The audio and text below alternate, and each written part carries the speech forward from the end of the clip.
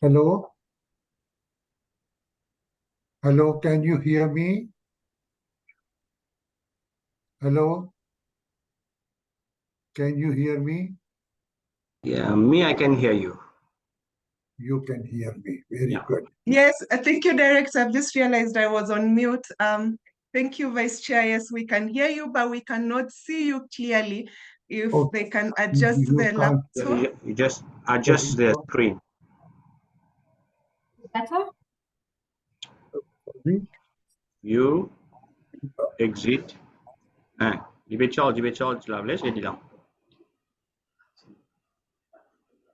You full screen. Yes. We should see the picture, huh? Yeah.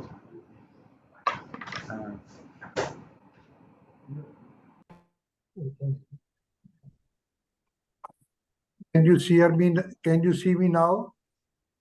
Yes, Vice Chair. Thank you so much. We can see you now. Thank and you. We can hear you. Thank you. Thank you. I have with me Mr. Manikam and Mr. Rambaran. I can't see them yet, but probably Mr. Manikam has joined. So is this okay? Huh? I sit here. I sit here. Yeah, I sit here. Yeah, but it's not in there. Is this 30 minutes with you? Yeah. Is this here? Is the sound okay? The sound is okay. Thank you, Vice Chair. You should have tested this before. We can sit it right there. Yeah. No,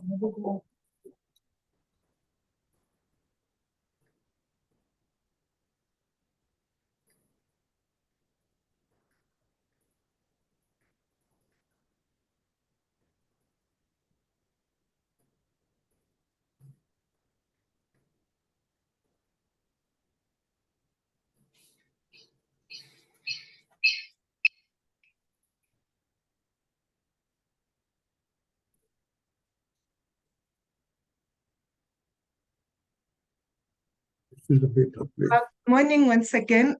We are ready to start, Vice Chair. Mr. Sudhamo Lyle, the Director General of Mauritius Revenue Authority and the ESA Vice Chair. Dr. Kunyo Mikuria, the Secretary General of the World Customs Organization. Mr. Larry Liza, the Director of the Regional Office for Capacity Building, representatives of the African Union Commission, the regional economic communities, and all our other development partners here present. Distinguished colleagues, welcome to this high-level engagement on promotion of safe and inclusive working environment.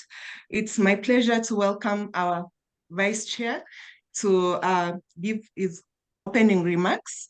And we thought it's important that you get to know a little bit about our Vice Chair. So Mr. Lyle is the Director General of the Mauritius Revenue Authority since 2005. He has several years of successful experience in providing complete organizational transformation with the merging of 4 continually and successfully strived to implement the tax reform program, and has instilled a high-performance culture at the Mauritius Revenue Authority. Prior to working with the MRA, he has worked in direct tax administrations in Pakistan, progressing from Commissioner of Income Tax and Wealth Tax and Director General Withholding Tax to Member Tax Policy and Administration. Mr. Lal has also acted as the President of the Commonwealth Association of Tax Administrators from 2009 to 2012. In March 2018, Mr. Lal was elevated to the rank of Commander of the Order of the Star and Key of the Indian Ocean in recognition of his contribution in the administration and collection of taxes. Mr. Lal's formal qualifications include a first degree in law, a postgraduate degree in economics and soil science. He also has undergone training in economics, accountancy, taxation, law, public administration, national management, tax fraud and administration, among others. Vice Chair, you're welcome to give your remarks. Thank you, Madam. Dr. Kunio Mikura, Secretary General, World Customs Organization, members of the ESA Management Committee, distinguished commissioners, director generals, and commissioners present, Mr. Larry Liza, Director,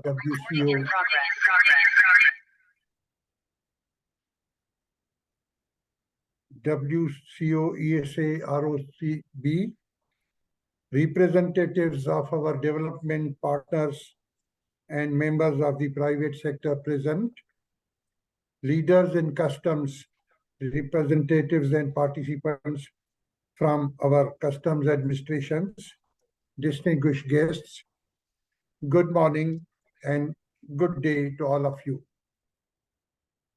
Thank you for joining us today at the WCO ESA High-Level Engagement Webinar. Dr. Mikura, your presence is testimony of the importance the WCO attaches to the topic of the day. Thank you, sir, for your support and collaboration. Ladies and gentlemen, we are gathered to discuss promotion of safe and inclusive working environment, a topic aligned with the declaration of the Customs Cooperation Council on gender equality and diversity in customs, which has been endorsed by WCO members in 2020. As the newly elected Vice Chair of the WCO ESA region, I would like to congratulate the Director ESA ROCB for taking the initiative to organize this webinar. It follows the highly successful high-level gender inclusivity and diversity policy dialogue held in Lesotho earlier this year. Indeed, at the regional level, we have rightly recognized the importance of integrating gender inclusivity and diversity in our overall reform and modernization strategy, in particular in the regional ESA strategy 2022 to 2025. Similarly, to achieve the region's strategic objectives of integrity, professionalism, and human capital development in member customs administrations, we have recommended several measures for creating safe, conducive, diverse, equal, inclusive, and gender-based violence-free work environment. Finally, we are aiming to engage regional stakeholders in our ecosystem to adopt the stance of gender-based violence, violence-free environments, and promote equality. Ladies and gentlemen, our vision for our customs administration should be for customs to be inclusive, equitable, and diverse, such that every voice is valued and respected. The promotion of gender equality and diversity is crucial for the sustainable development of our region and organizations. It fosters psychological safety, which is very essential for happier, healthier workplace, leading to better performance. Research shows that diverse and inclusive organizations, when compared to their peers, are 87% more likely to make better decisions, 75% faster at implementing change, and 73% of employees are empowered to perform their best when they feel their voices are heard in the workplace. Ladies and gentlemen, allow me to share some of the best GID practices adopted by the Mauritius Revenue Authority recently.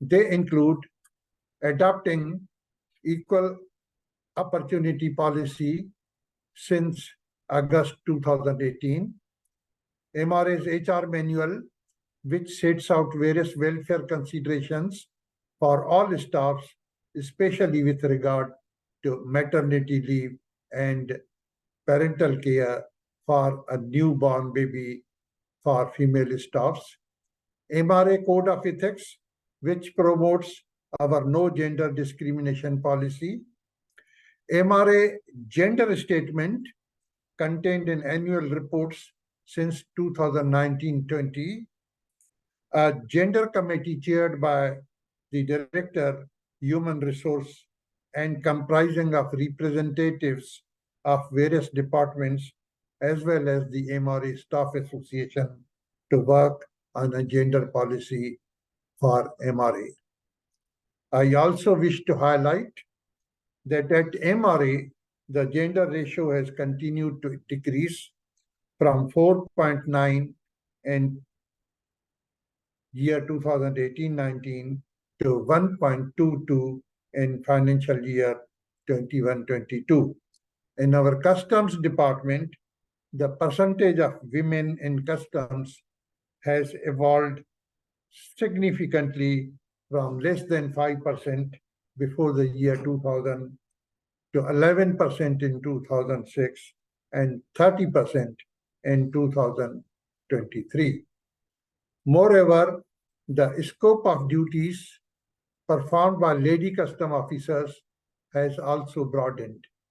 Previously, lady custom officers were limited to duties at the port and airport, mainly for searching female passengers. But now the stereotype has been removed and lady custom officers perform duties at par with male officers in all aspects of customs operation and administration, including physical examination of goods, surveillance, and enforcement operations, and K9. Workplace safety is another important concern. We all know that as frontliners, custom officers are very much outdoor based, working at outstations, border posts, and freight stations.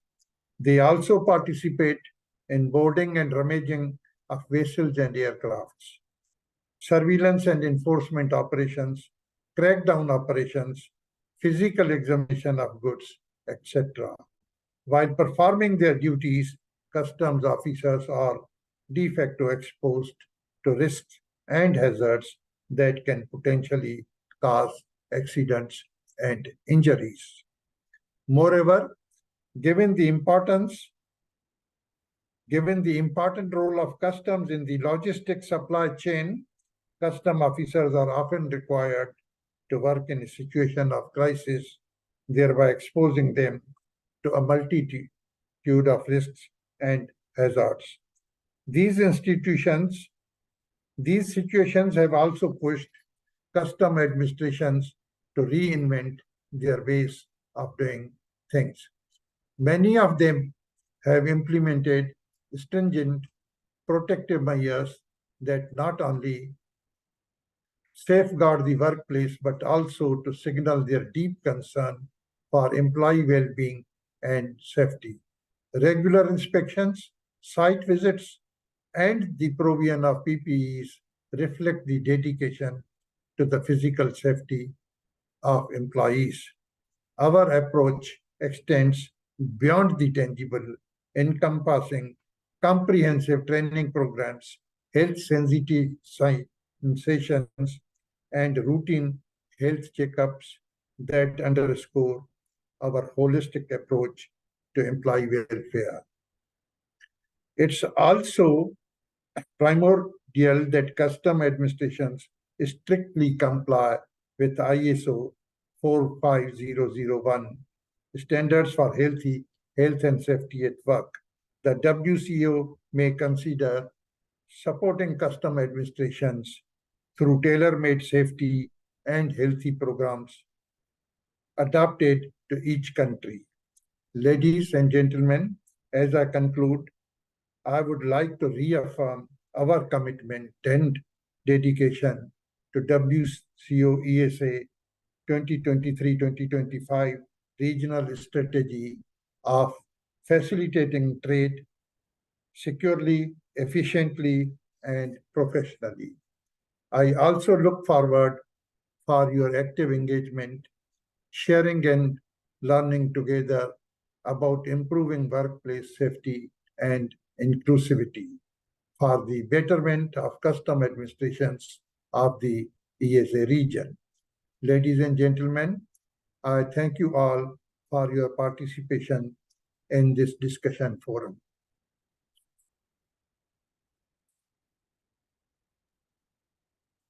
Back to you. Thank you so much, Vice Chair, for those opening remarks. Indeed, they have been very insightful, and I'm sure the participants have taken note of the various initiatives that you've listed and the progress that we've made as a region towards promoting a safe and conducive working environment for all. I'd like to take this opportunity to recognize the Commissioners General present in the meeting today. Thank you so much, Commissioner General for Zimbabwe, Ms. Regina Chinamasa, for joining us.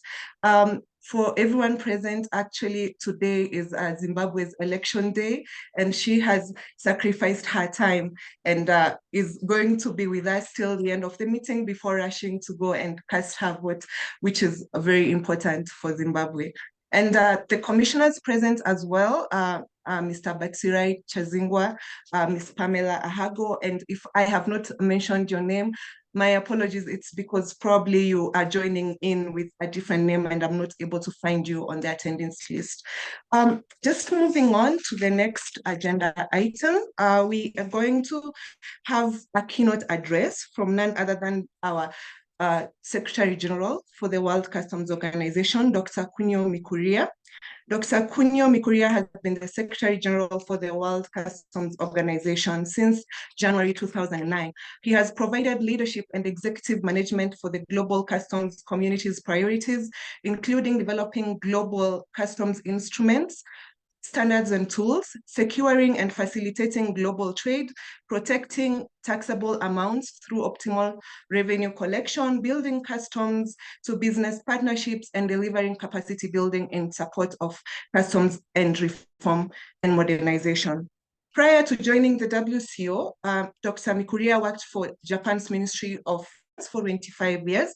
During his career with the ministry, he occupied a variety of senior posts, which have given him a broad experience and knowledge in customs, trade, development, budget, and financial policies.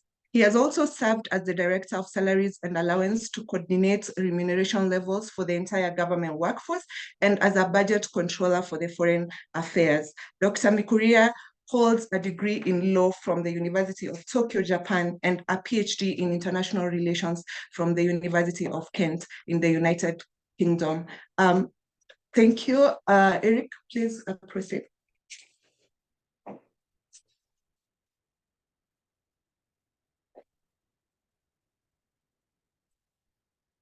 Dear friends, colleagues, it is my privilege to speak at the high inclusive working environment. Allow me to extend my thanks to the ESA region for hosting this event and for extending a warm invitation to the WCO. A positive working environment is an important issue for any organization as it encourages the employees to remain safe, healthy, satisfied, and thereby improve productivity of the workforce. An ideal workplace is one where employees feel supported, engaged, have necessary resources, and advance their career. Having a clear and well-defined mission, teamwork for collaboration, rewards based on performance, training to provide opportunities, good communication, and life-work balance are some of the indispensable ingredients to attract talent for jobs. This human resource and organizational development aspect is precisely one of the vital elements for customs modernization that the ESA region has been moving forward with a belief that people are the great asset for us. To address these imperatives, the WCO has developed an array of standards, guidelines, and capacity building programs, such as the WCO Leadership and Management Development Program and the Integrity Program with a focus on human resource management. The well-being of staff was highlighted during the COVID-19 pandemic, which brought concern on physical health, requiring sanitary measures such as social distancing and teleworking. Then the need to address mental health was raised to accommodate a new normal of digital transformation where new skills, including data analysis and leadership, are required. On the one hand, the WCO has introduced a new working method at the Secretariat with an emphasis on using digital technology, such as the intensification of distance learning and its capacity building program, and the virtual or hybrid conferencing, taking into account the need to continue our service to members with increased effectiveness and work-life balance for our members and Secretariat staff. On the other hand, the WCO organized the Human Capital Management Global Conference in October 2022, followed by the Customs Work Organization Forum, WOF, in December of the same year to provide a platform for members to discuss how to create a well-managed, engaged, safe workforce. In preparing these gatherings, we conducted a survey and realized that while the theory is abundant, it would be important to offer practical information that suits each administration with different backgrounds by sharing experiences to identify best practices. As administration in the same region often share similar challenges, I hope today's conference will give an impetus for the ROCB to collect members' practices. I would like to make a small contribution in sharing the recent experiences of the Secretariat to illustrate the point. We conducted a satisfaction survey among the staff and found out that the insufficiency of human resource management at the corporate level was a major source of complaint. We did not anticipate this outcome as each directorate was dedicated to deal with mature officers joining the Secretariat. But in response to the survey outcome, we recruited a human resource officer. This was welcomed by the staff as many of them came from different countries and require more care to integrate a highly diverse environment. Moreover, we also developed the digitalized staff evaluation tool with a scope extended to the elected officers to put performance measurement at the center of organizational risk management. This system will go live this October and will be the important element of the WCO modernization plan. As this episode shows, the WCO endeavors to consult with and respond to the needs of our staff and digitalize the process in improving the work environment as part of showcasing the implementation and integration of new technologies. I also would like to add that the Secretariat has consulted its staff to reduce our carbon footprint by taking measures including eliminating disposable plastic bottles or cups as part of the Green Customs Initiative, contributing to a better working environment. Another set of the principles that guide the WCO has been the Declaration on Gender Equality and Diversity, or GED, adopted at the Council in 2020. Nowadays, diversity is considered as the strength and the source of resilience of organization, and I'm proud of the evolution of the diversity of the staff in the Secretariat. Thus, to sustain diversity, the WCO maintains that workplaces must stand devoid of any form of discrimination based on gender, race, ethnicity, or religion. In this context, I commend the efforts of the ESA region to promote the GED agenda by organizing a high-level policy dialogue on gender and inclusion in Lesotho in March this year. We are also glad to see the ESA region's active participation in the GED area, including the regional training in Uganda this February, the trainers workshop for recognized GED expert candidates in Brussels in March, and your contribution to the compendium on GED in customs, which was also published in March this year. As you know, the WCO promotes the use of the Gender Equality Organizational Assessment Tool, or GOAT, to measure the current state of play in each administration against the best practices and develop the action plan to address identified weakness. To lead by example, the WCO Secretariat conducted the GOAT and gained a good insight on the areas requiring improvement, and then developed an action plan on GED for the Secretariat, which was submitted to the Policy Commission and the Council in June for taking note.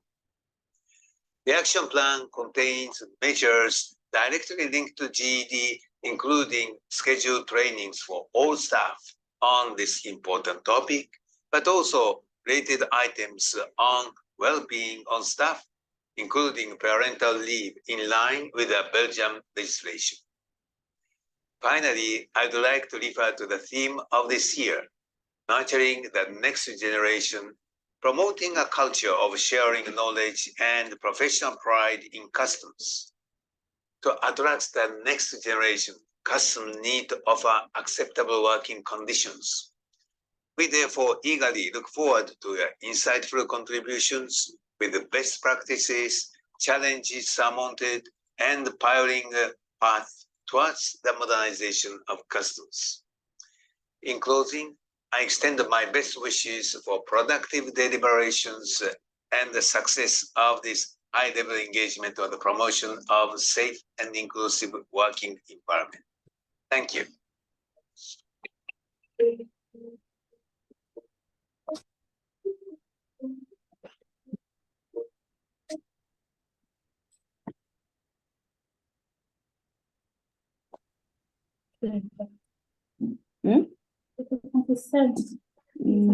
Thank you very much, SG. Thank you very much, SG, for that official keynote address. Participants, I'd like to take this opportunity to request anyone who's not muted to please mute their mic.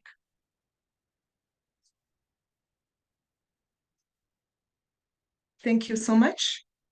For the next section, we would like to invite the HR Director of Mauritius Revenue Authority, to give his presentation. But before that, I'd like to inform participants that you may share any questions that you have on the chat section. We are collecting them and they will be addressed to the particular panelists who you'd want to respond to these questions. All right. Mr. Mainkon is the Director, Human Resources and Training at the Mauritius Revenue Authority since December 2020. He has around 26 years of experience in the field of human resource management and training. He has been a team leader, human resource training department since January 2007, and subsequently appointed as the Assistant Director in December 2013. Prior to joining the MRA, he has worked in the public service since 1997. He has also delivered lectures at local universities and acted as resource person and facilitated different training centers. During his tenure at the MRA, he has implemented several HR projects ranging from HR e-services, e-recruitment platform reviewing the shift system in customs department, restructuring of new departments, performance management system, gender policy, mentoring program, collective bargaining and salary review, among others. He's also the head of the World Customs Organization East and Southern Africa Regional Training Center, the WCO SRRTC Mauritius since December 2020. And he's also an accredited customs modernization advisor specialized in human resource management. He holds a degree in economics and a master's in economics and another master's in human resource planning and development. As you can see, the director is well equipped to take us through this presentation, and it's my pleasure to welcome him. Thank you so much. Yes, thank you Lord Faith for this nice presentation. Good morning, everybody. Dr. Kunio Mikuria, SG WCO, Mr. Lal, Director General and Vice Chair ISA, Mr. Rambaran, Director of Customs Mauritius, other Director General and Commissioners present, Mr. Larry Liza, Director WCO ISA OCB. Dear participants, good morning. First of all, let me thank the ROCB for their initiative and for giving me this opportunity to present to you on this topic regarding promotion of safe and inclusive environment. I will share the screen with you.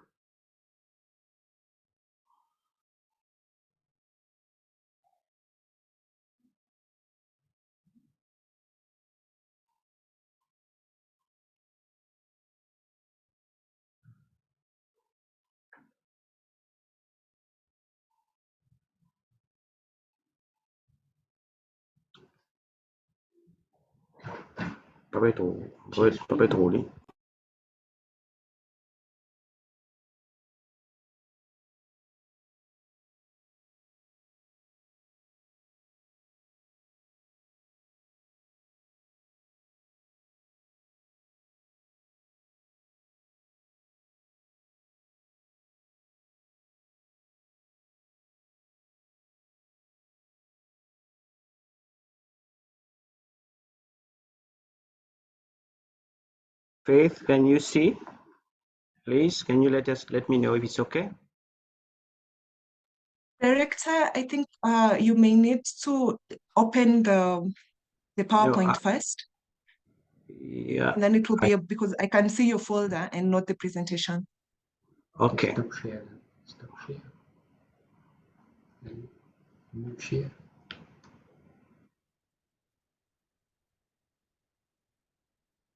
Présentation et les infos là.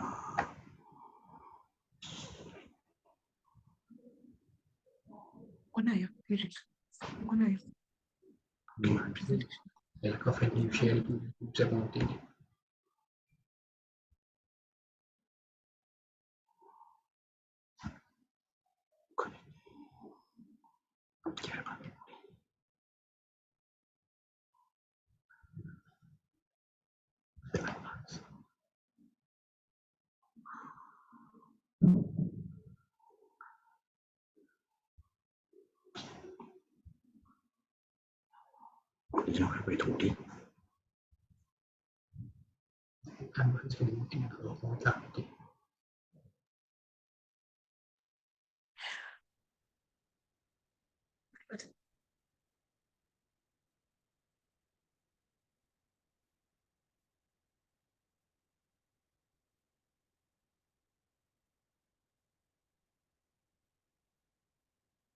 Director, if you allow us, we can try and have it screened from our side.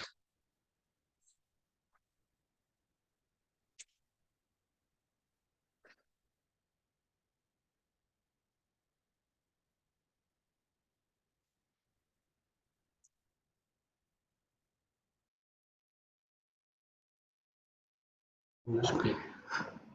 Faith, are you getting it?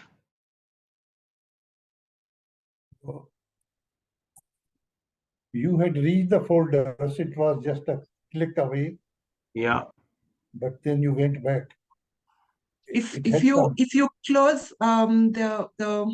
your folder, just open it. Yeah, it's okay. here. Open It's the here. I'm opening document. it. Yeah, the document is open, but I don't see it appearing. Can you see it? I can see it on my side. I can see it. Can you see it now? No, unfortunately not. We are only able to see your folder. So if you can close your folder and only have the presentation as the only thing on your screen. Okay.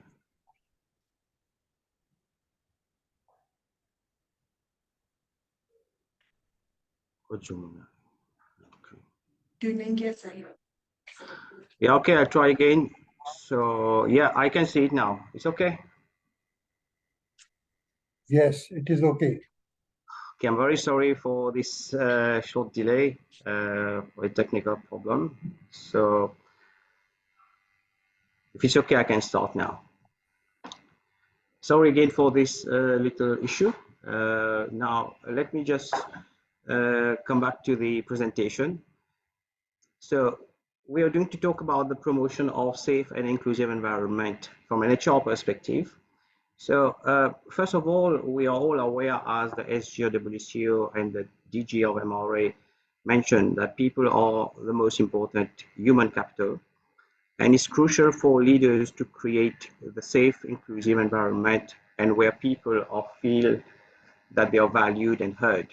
Very often we ask people to be passionate, to be engaged, to perform, to be productive, but we also know that people want to feel valued and respected. So today we are going to look at how do we do to ensure that we promote an inclusive environment where people feel valued and heard. So first of all, let me just give you an overview of what I'm going to cover. Let's be clear about what is a safe and inclusive environment. And we are going to talk of how to promote such an environment, ranging from different strategies, ranging from leadership, setting targets, training and development, resources to provide, communication, enforcement, reward, and some challenges. At the end of the presentation, I'll be giving you some examples of inclusion in other organizations, some country examples, examples from revenue authorities, and examples from private companies. So what is an inclusive environment? As we said earlier, it's a place, it's an environment where people feel actively involved and where we are appreciating people from all backgrounds, no matter their gender, age, sexual preference, or physical limitation, and which make them feel healthy, safe, and part of the organization. You will see that there are three types of colors in this definition, because in one definition of inclusion, you would see that the yellow part is about the inclusion matter. The white part talks about diversity and equity, and the green part talks about safety and belonging. What I mean to say is that in a single definition of inclusion, different concepts are englobed, including the concepts of diversity, equity, safety, and belonging. Just to say that all these terms are interconnected and all these terms are values that many organizations today strive. Now, safe environment, sometimes we look at it from the physical aspect of it, that is the physical safety of people, but there is also the psychological safety of people, where people feel at ease in an organization where they can share, and where there is an environment of trust, the freedom to express without fear, without retaliation, where people listen to understand than react, and where there's a safe space where ideas can be shared. So having an inclusive and safe environment set the conditions where people feel they can belong, the opportunity to participate and take decisions. I can tell you that in a recent report from McKinsey, one of the reasons why you see that many organizations are not promoting or not initiating inclusive environment is that there is a misconception about different terms. Different terms are being used, and the fact that different terms mean different interpretation lead to targets not being set properly. It's important that we are aware that people use different terms like parity, discrimination, gender, justice, equality, equity, fairness, diversity, inclusion, belonging. All these terms, sometimes people get confused in what each means, but what I wish to bring here is that all these terms are interconnected. It's only when we use them well together that we can achieve our goal. So this is important that we really make the difference between diversity, equality, equity. Diversity are the ways that we are different in identity. We are unique in our own ways. We are different in our personality, in our qualification, age, gender. We are all different and we are all unique in our own ways. Equality assumes we treat people in the same manner. It's a concept of sameness. That is, we receive equal chance, equal opportunity. Until today, we find that many countries have Equal Opportunity Act. In fact, since the US Declaration of Independence, they say all men are equal. And in 1964, with the Civil Rights Act in US, they start changing it. And this concept has continued to evolve. Today, we talk about equity. Equity is where people consider their unique circumstances different. Maybe there is some confusion between what is equality and equity, but in brief, equality is about sameness, giving everyone the same thing.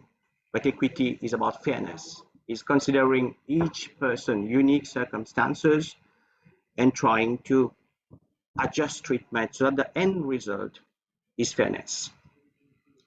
Inclusion is about how organizations embrace all employees and make them feel valued. While belonging is making people come together, because human beings in the natural way, they belong to each other, they connect to each other, there is a connection, and we want to find joy, we want to feel safe, and we want to be included. So all the three concepts of diversity, equality, inclusion, they're all essential, they are necessary, but without each other, they are insufficient. But I want to say, we cannot talk about inclusion without talking about diversity. We cannot talk about inclusion without talking about equity. Because without equity or diversity, we cannot have inclusion. And this is why, this is a simple example of a diagram that shows you on the left, we give the same bicycle to everyone, but the man is tall, the boy is short, and there's someone who has a disability. And you see that the same bicycle doesn't fit everyone. While if you adjust to different circumstances, you see that this is where we can really bring fairness in the treatment. This is a picture which is very popular, which has been used in many presentations by many people. But it's a picture that shows you when we give same treatment to everyone, this is what we call equality. But though there is equality, you see that the young boy still cannot see the match. Equity is adjusting to the circumstances of the young boy and give him a different needs that is required for him. More importantly, justice is removing the barrier. Justice is not only just giving treatment, but removing the barrier that is preventing people to look at the match here. And inclusion is much bigger than that, since inclusion is about making people involved in everything that they are doing. So diversity is about who are the people we are employing in an organization, while inclusion is about how do these people feel at work. We can have a diverse workforce, but these workforce is considered inclusive only if we make them feel safe, welcome, and valued. It's just like, I give you this example here, it's just like a musical chorus where you have different musical background people playing different type of musical instrument. But you can have people of different musical instrument. But inclusion is not having only different musical instrument. Inclusion is making sure that the different voices are heard in this musical chorus. So this is what makes inclusion a bigger concept than diversity. Diversity is hiring and promoting diverse background, but this is only first steps. Inclusion is going beyond that hiring and promoting initiative. There's a report from McKinsey survey. I've given the link here for those who want to refer to it. How inclusion matter. And it's found that 52% of surveyed companies have a positive sentiment on diversity. And the same companies in US, in Europe, they have only 29% positive sentiment on inclusion. So the challenge is that even though these companies are diverse, they're still facing a lot of difficulties in tackling inclusion. And here we are talking of companies which are recognized for being diverse and still facing difficulties in tackling inclusion. Just to tell you that even if we want to make our company become inclusive, we have a first step of promoting diversity and then ensuring inclusion, which is not easy. Now, why do we need to have a safe and inclusive environment? Now, this is quite obvious. I think it's very logical that we have talked about that earlier by the SGWCO, that when people are inclusive, we can boost up their engagement, we can develop a sense of belonging, we can have more innovation, and organization will benefit from better performance and productivity. I just want you to see the last paragraph and the last highlight in red. In a survey conducted, you will see that there's evidence that 10% increase in gender diversity in UK has shown that earnings before interest and tax, EBIT, rose by 3.5% in companies surveyed. These are examples to show you that organizations gain from safe and inclusive work environment.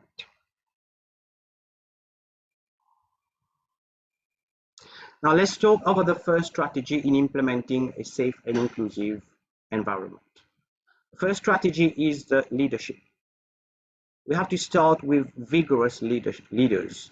Leadership who has a vision, who want to change the culture and promote, and have to establish the policies and procedures and ensure that people will follow these procedures.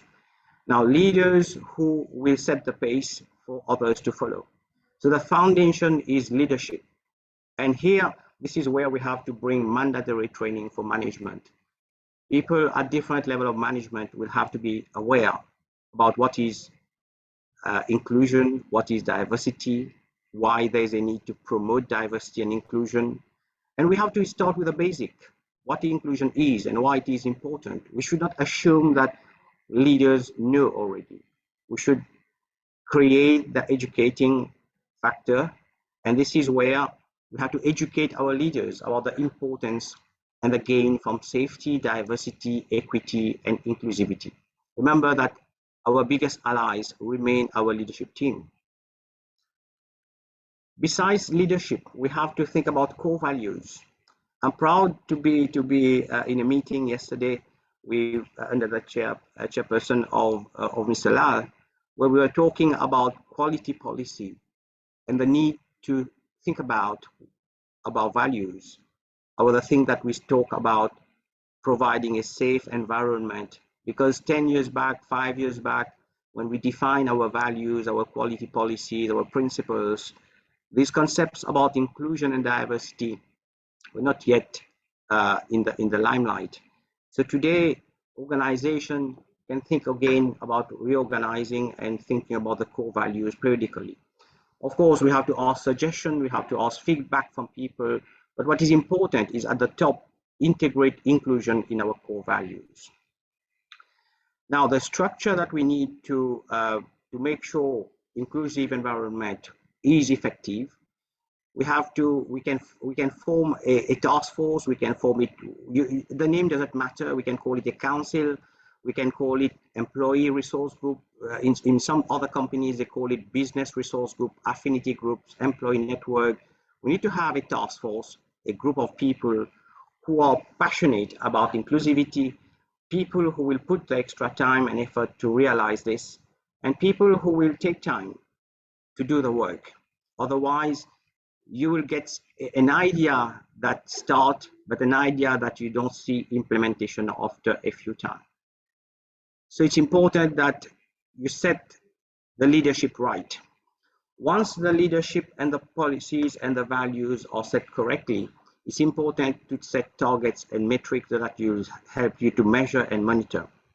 Now, setting targets, setting data on what we want to achieve will help us to identify the risk areas, will help us to set targets and set goals, will help us to assign accountability and measure the impact of initiatives. And we also engage stakeholders. If we want to speak to our employee and tell them that this is what we want to do, if we want to talk to our management and say this is what we want to do, we have to show figures. And this is why figures is important, because figures will help us drive through. Now, the first thing is define dimension of what you want to measure in inclusion, because inclusion is something very subjective. Equity is something very subjective, and it depends on cultural background, which is not the same in every country. So the first thing, you have to study your local context. When we talk about, when we tell organization, you have to gather data on inclusion and diversity, the first thing that we think is gender. Why we think gender? Because it's easy to get figures on gender, but it's not easy to get figures on other things like race, ethnicity, nationality, tertiary institution, professional expertise. So the first thing is to decide on which data you want to gather.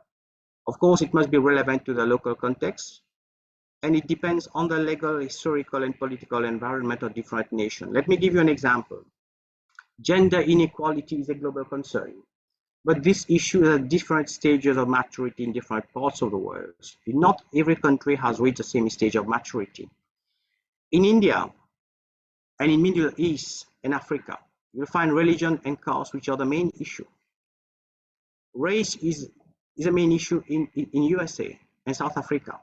So what I mean to say, we cannot say we will define this dimension or that dimension because another country is doing it.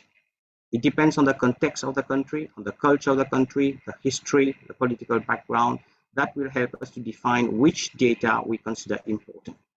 The second thing, defining data and collecting data is not so easy because we have to look at your data policy. You draft a questionnaire you send to people and you try to get information about their race, about their religion, about their sexual orientation. It's not an easy thing. So you cannot try to promote inclusion if you don't have a status of this situation. Not trying to get data on this situation may be illegal somewhere. It may be illegal to capture such information. So you have to look at the legal aspect of it. You have to consider the voluntary disclosure of such information. And you have to ensure whether, if it's legalized, whether these data will be kept properly. So gathering data, this is why you find many countries gathering data only on gender, because it's very difficult to gather data where it's not legalized. So this is one of the challenges that many organizations will have to face. And once you gather data, it's important that you make an assessment of your situation, an assessment of your policies, an assessment of your process. For example, is your recruitment process working properly to ensure that you are ensuring diversity and inclusion? Have you conducted any pulse surveys or survey data or satisfaction survey to know what people are saying, what people are feeling? Because we are saying we want people to be connected. We are saying we want to listen to people. We are saying that we want to value people. The question is, do we know what people is requesting? Do we know what people is expecting? And such information can only come from the bottom, can only come by listening, can only come by carrying out surveys and feedback. For example, policies which have been here before COVID-19 pandemic. After COVID-19 pandemic, you have to think about whether there's a need to review certain policies. What about our work from home policy? What about our policy regarding flexibility, working arrangement? So all these are things that you have to assess as a first stage before we turn our data into goals and KPI. I have put some indicators here. I won't go into it. I'll leave it in the slide. You can refer to it later on in case you want to have some more information. Now, like I said, the first purpose of keeping data is to have an assessment of the situation, but it's also help us to track progress, but it will also help us to measure whether it's benefiting the organization in the future. But targets will have to be set. You know, already in many companies, including the Mauritius Revenue Authority, we are defining in our annual report, publicizing that we are respecting the environment, social and governance goals. So if we want to include inclusion and diversity, we have to set goals at the level of organization. We have to set goals at the level of management. We have to set goals at the level of individuals to ensure that these goals becomes something which is defined that we want to achieve in the future. We have to assign responsibility and establish accountability through performance management tools. And we have to track results of what they are doing and report these results at the end of the day. Another strategy in promoting inclusion in an organization is on leadership development. We have a lot to do to promote inclusion, diversity, quality, equity for our leaders. And this requires that we educate our staff members. There's a term which today we call cultural competency. To be competent, to be aware, to be competent, to be humble enough to understand and aware that we are in a diverse society, we're in a diverse organization. We have to respect other cultures. We tend to believe that it's normal, but maybe in many organizations there are bias and there are prejudices.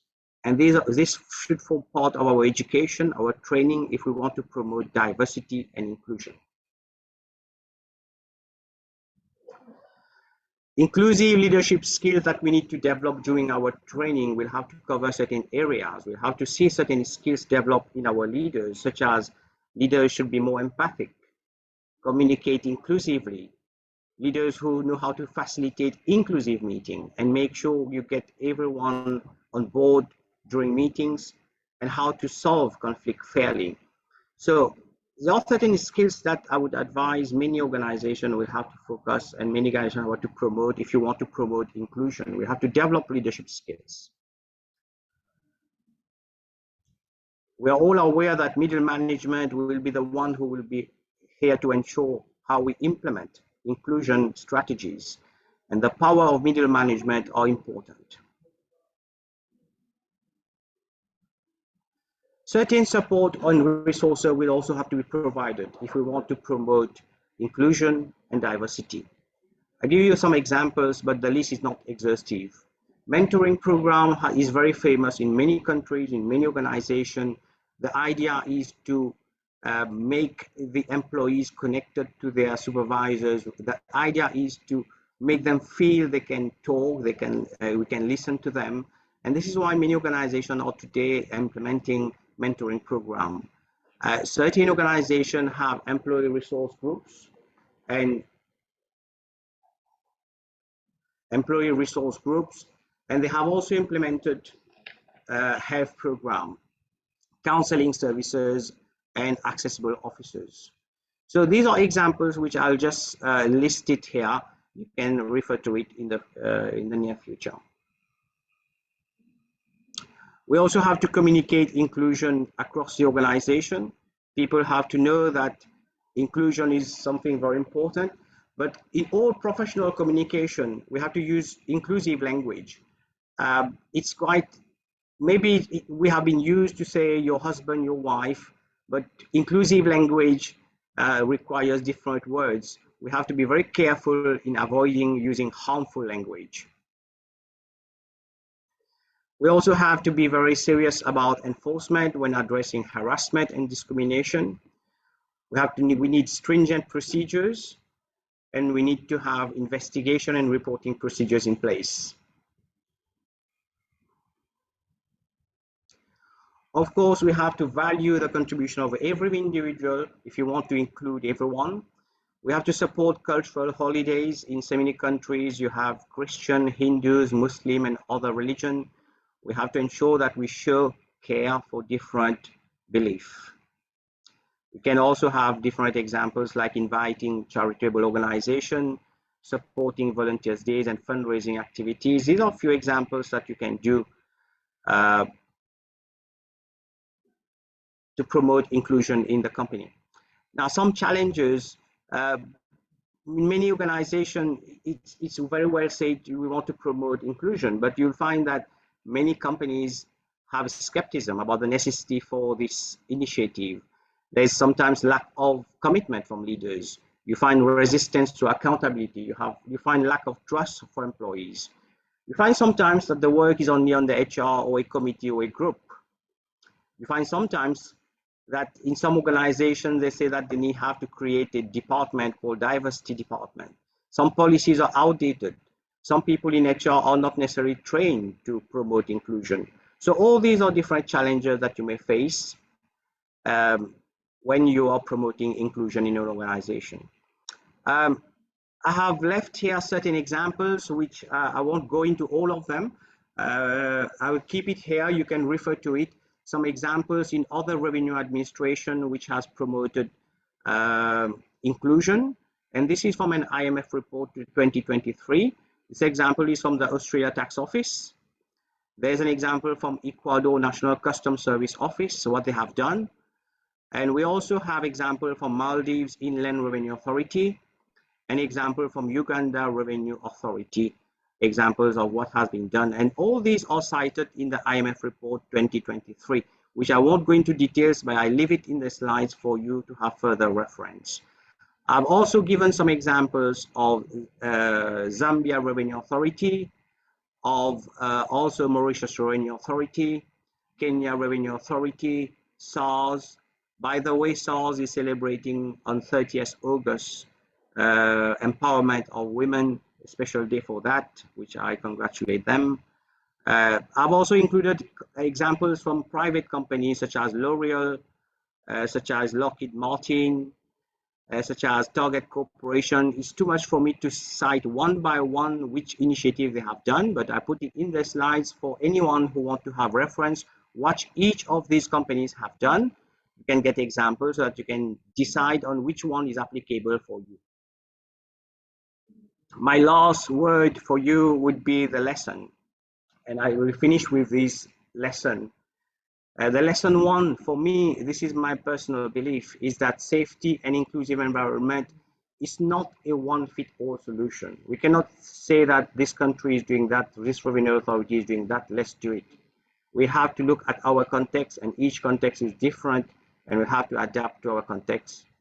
Lesson two, which I would like to tell you, the work of inclusion, the work of promoting diversity and inclusion, it's everybody. We all have the responsibility. It's not the work of management, it's not the work of HR, it's the work of everybody. We have to get everyone on board. Lesson three, I would tell you, my advice is to start simple. Don't try to do everything. Ask yourself what is not working, what is the guiding principle that you want to make fair. See some opportunities and start fixing it. Don't try to solve everything at once. Start with something, fix it, keep on doing it, and this is how you progress.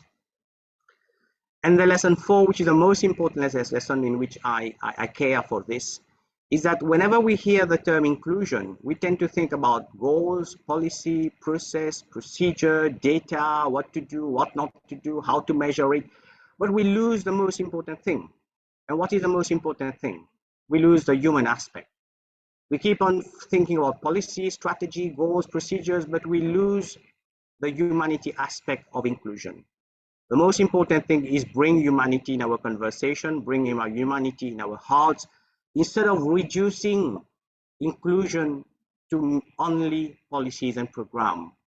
And this is why I say Whenever we want to promote inclusion and diversity in our organization, be truly present. Don't just put policies, program, and try to do this and that only for the sake of saying that we have inclusion in our organization. Be truly present.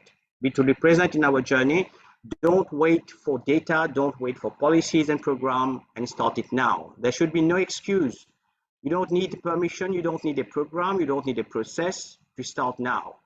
It's simply if someone is eating by himself, try to go and have company with him. If someone's say good morning in the morning and stop and listen and say something and present by understanding, appreciating people around you. If you do that, you yourself will feel more connected. What I mean to say, start today, start offering belonging movement throughout the day and be intentional.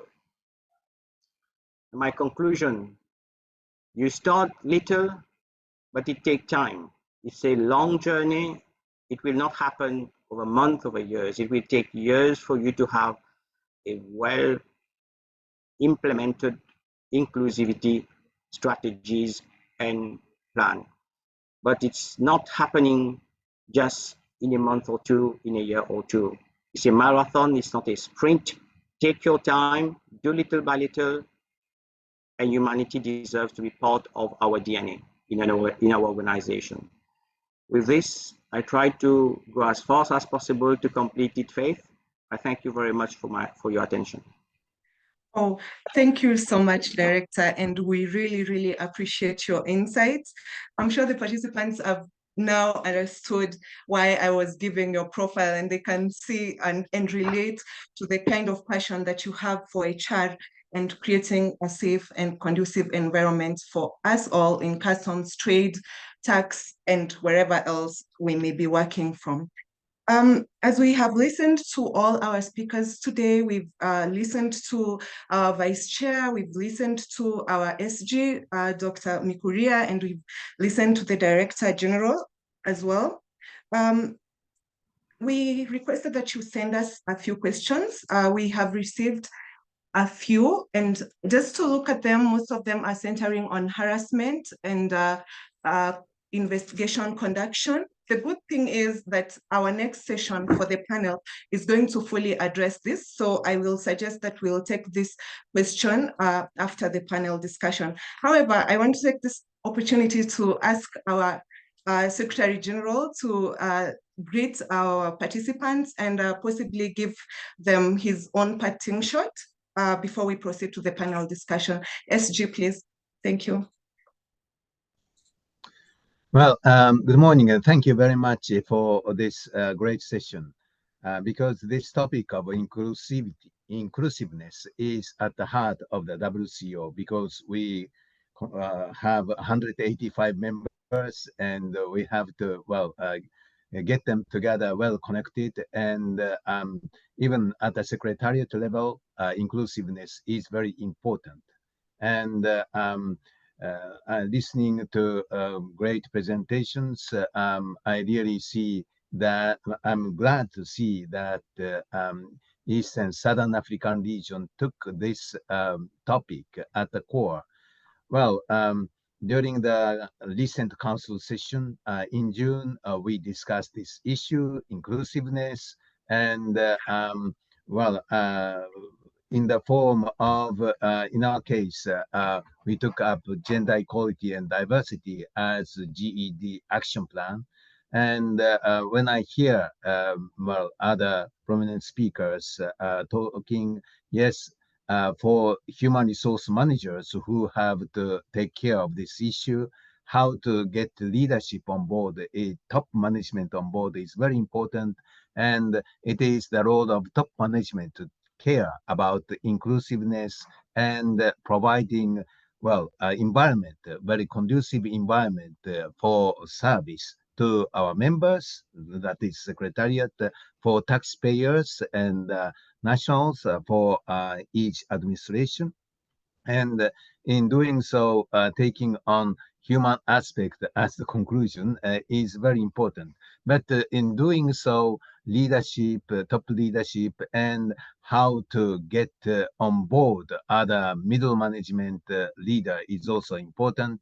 As was said, the power of middle management. So now what we are doing, we are preparing is on-board training compulsory to all people, especially managers, to understand our environment, which is very much multicultural and very diverse, and how to make them aware and understand the inclusiveness, and of course, giving safe and also sense of belonging is very important.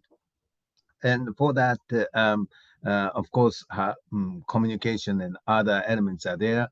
But what I really appreciate this one is the fact that we can hear many good examples, because data was mentioned, but well, each administration, including ours, gather data for analysis and monitoring. But how it is conducted, that is what we want to learn from others, from our members. And so this opportunity, this is a great opportunity to hear how the others are doing and identifying best practices. And I see that ROCB is really willing to do that. And perhaps you can, well, feedback to our capacity building committee next year, so that you can set a very good target and showcase for tackling this important issue of the addressing human aspect, as human resources is the greatest asset of customs, WCO secretariat, and any other organization. So I really appreciate this session, and I wish you all the great success of this important event. Thank you. Thank you so much, SG, for coming in with those words of wisdom. Before we move on to the next panel session, I'd like to ask or request our panelists to please turn on their cameras for a photo session, and please put on your best smile so that we get on a really fit photo for this one. Thank you so much.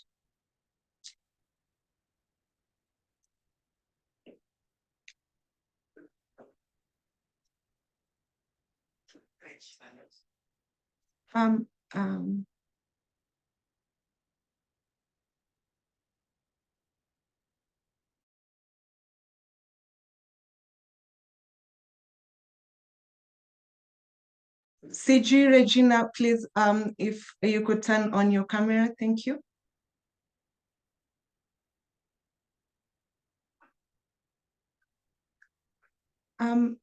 Please adjust so that we are able to see you. We can only see your boardroom. Thank you, CG.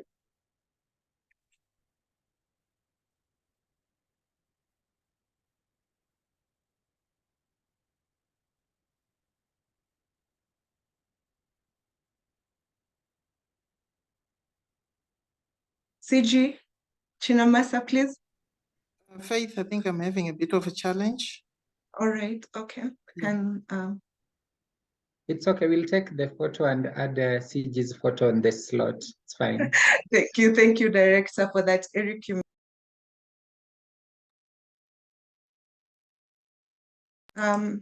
we are good. I think we can now progress to our next panel discussion. I want to take this opportunity to introduce our moderator for the panel discussion, Ms. Andaje Chibole, who is a seasoned customs officer with over 13 years experience, spanning across managing a container depot, overseeing valuation unit, and currently serves in KRA Customs Policy Division. She is passionate about transformative leadership, sorry about that, transformative leadership and personal development, and is the gender equality and diversity champion for the Kenya Revenue Authority. She holds a BA in development studies, an MBA from Strathmore University, and she is a certified mediator and arbitrator and a member of the Women Boards of Kenya and the Chartered Institute of Arbitrators. I'm almost feeling like I need to go back to school and add a bit of these qualifications. So thank you so much, Ms. Chibole, for sparing some time to come and lead our panel today. I will not go into details on the panel. She will introduce the panel and introduce her panelists as well. Thank you so much. The floor is yours. Thank you, Ms. Musongo, and it's a pleasure to be here. This panelist is vast with experience with over 80 years of service combined. And the discussion is about how do we then promote safe, conducive, diverse, and inclusive working environment within our workspaces? And what are the best practices and experiences that are out there? To help us navigate through this discussion is none other than the Commissioner General of Zimbabwe Revenue Authority, Ms. Regina Chinomasa. She's a tax expert with over 29 years of diverse experience in the field of revenue mobilization, customs, investigations, and enforcement of compliance to fiscal laws. Before taking on the role of CG, she has served as head of compliance and risk management within their customs division, being a regional manager of domestic taxes and large clients' offices, and has acted as commissioner of domestic taxes. She holds a bachelor in business studies and a master's in customs administration. As if that is not enough, our next panelist is Ms. Louise Wiggett, who is the CEO and founder of Global Trade Solutions. She offers 25 years of experience and leadership in international trade, logistics, supply chain, customs, and information technology. She's passionate about innovation and transformation of business processes, so much so that the Women Transport Evolution Awards recognized her as technology innovator. She holds a BCom from the University of Stellenbosch and a B Computer from the University of South Africa. You can engage more with her in her publications and conference papers.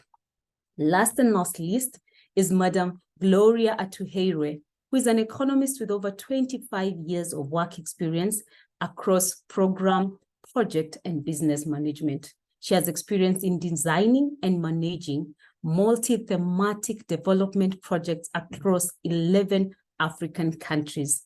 Her areas of interest are inclusive trade, regional integration, gender and women's economic empowerment, enterprise development, and inclusive growth. She has worked in the banking sector and subsectors of UNDP and currently serves as the Director, Inclusive Trade Programming at Trademark Africa. She holds a master's degree in financial economics from the University of Leicester, UK, and a Prince 2 project management certification. Clearly, the room is full of wisdom and we cannot wait to delve into.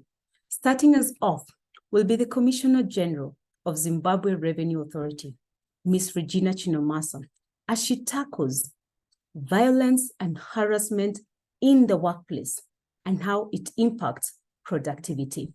Ms. Regina Chinomasa. Thank you so much, moderator.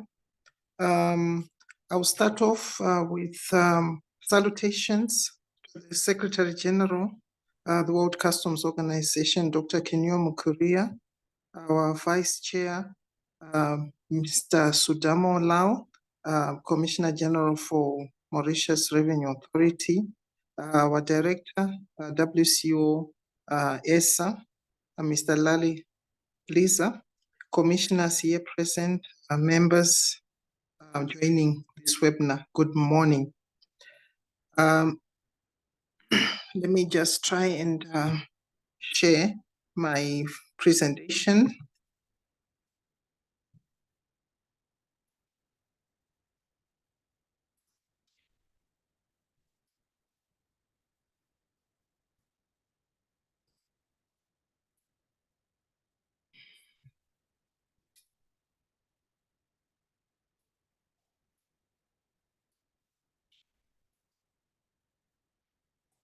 Hope you can see it now.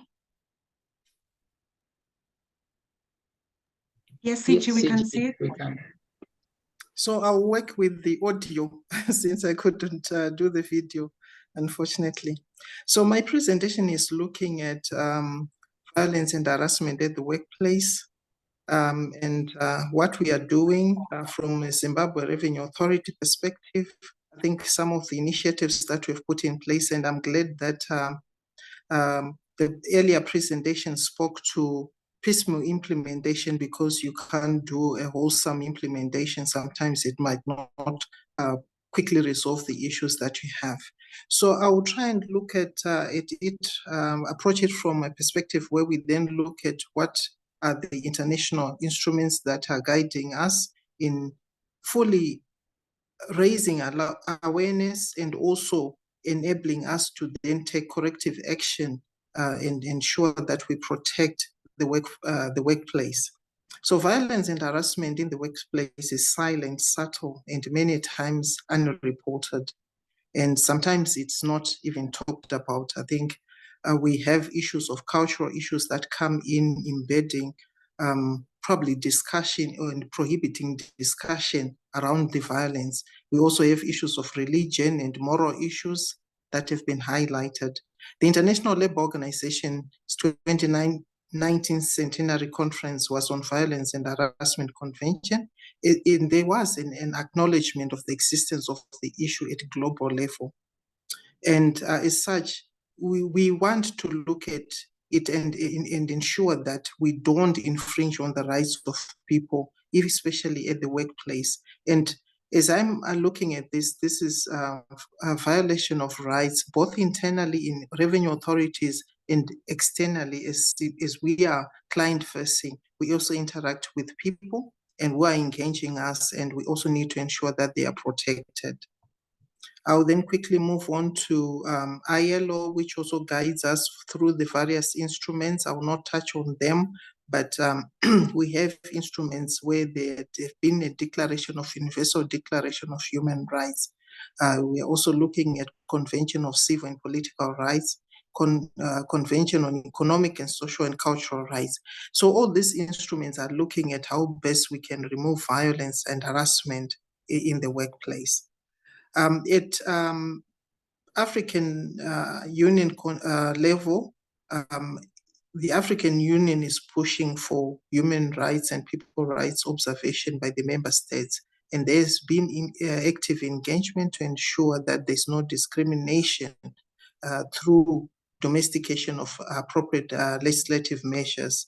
And if you look at the African Continental Free Trade Area, I think, which is the space that we operate in, there's also the issue of gender mainstreaming and advancement of equal and meaningful participation of women in the integrated continental market.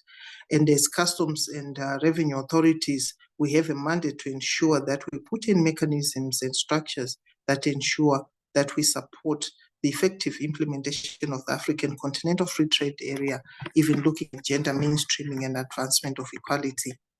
And as SADC and COMESA, which we are also part of that regional bloc, also upholds equality and non-discrimination in its founding instruments. And WCSA has put in various initiatives to promote and create awareness and ensuring that we observe and eliminate violence and harassment at the workplace. And basically the issues of gender equality and diversity initiatives have been looking at how best we can then put data-driven policies and mitigation measures in the administrations. Perpetrators of violence and harassment at the workplace. Violence and harassment at work can be perpetrated between co-workers, supervisors and subordinates, and clients who in the revenue authorities can be our taxpayers, importers, exporters, other partner government agencies, tax practitioners, clearing agents, and trade brokers. These are the people that we interact with on a day-to-day basis. So it can be internally generated or it can be externally generated. And the major forms of violence and harassment can be physical, which is the physical attacks, beating, kicking, slapping, stabbing, shooting, pushing, biting. And on that note, we have had incidences in Zimbabwe where actual physical attacks has been made on our staff members by the external people, and obviously then calls on us as leadership to ensure that there is protection from violence and harassment of our employees, even from external people that they interact with. There's also psychological, which is the verbal abuse, mobbing, bullying, cyberbullying, body shaming, manipulating of a person's reputation, isolation of a person, withholding information, slandering, ridiculing, setting impossible goals and deadlines. I'm happy that our HR guru spoke about issues of performance management. You can be harassed through impossible targets. And also you can be underutilized and it's another form of harassment. And finally, sexual harassment. I think, which for me it's both ways. It can be sexual harassment of the female, sexual harassment of the male staff members in our organizations and the clients that we work with. Okay, some causes of violence and harassment in the world of work include job demands, where assignments are not matched to individuals' knowledge and abilities, which then speaks to issues of training. Job control, where individuals have little or no say on how to perform their job. Task design, assigning your subordinate repetitive and monotonous work and ensuring that you demotivate, ultimately harassing them. Role clarity, where individuals' work responsibilities, duties, and authorities are unclear. Work relationships, where inappropriate criticism, exclusion, lack of support from supervisors or colleagues, or lack of feedback and communication can be a form of harassment. Leadership styles.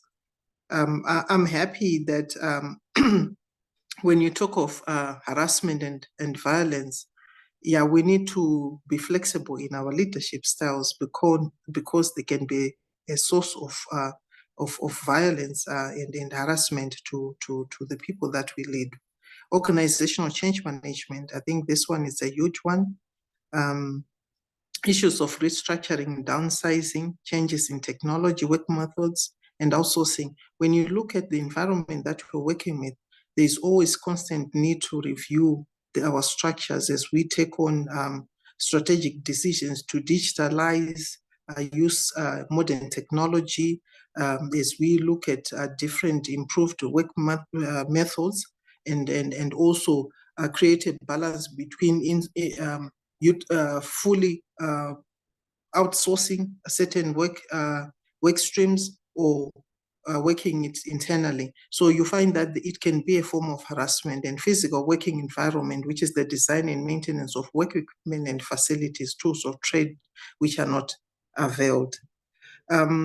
Impact of violence, I think of late we have seen an increase in mental health cases even reported in our institution, which could be a sign of increased harassment of some sort. And as such, it then requires us to be very proactive and look at the root cause of this mental health on our workforce. I'll quickly jump on to what measures we've put in place in order to create a conducive environment. I think we have looked at domestication of the relevant international conventions and instruments, operationalization of domestic laws to prohibit violence and harassment.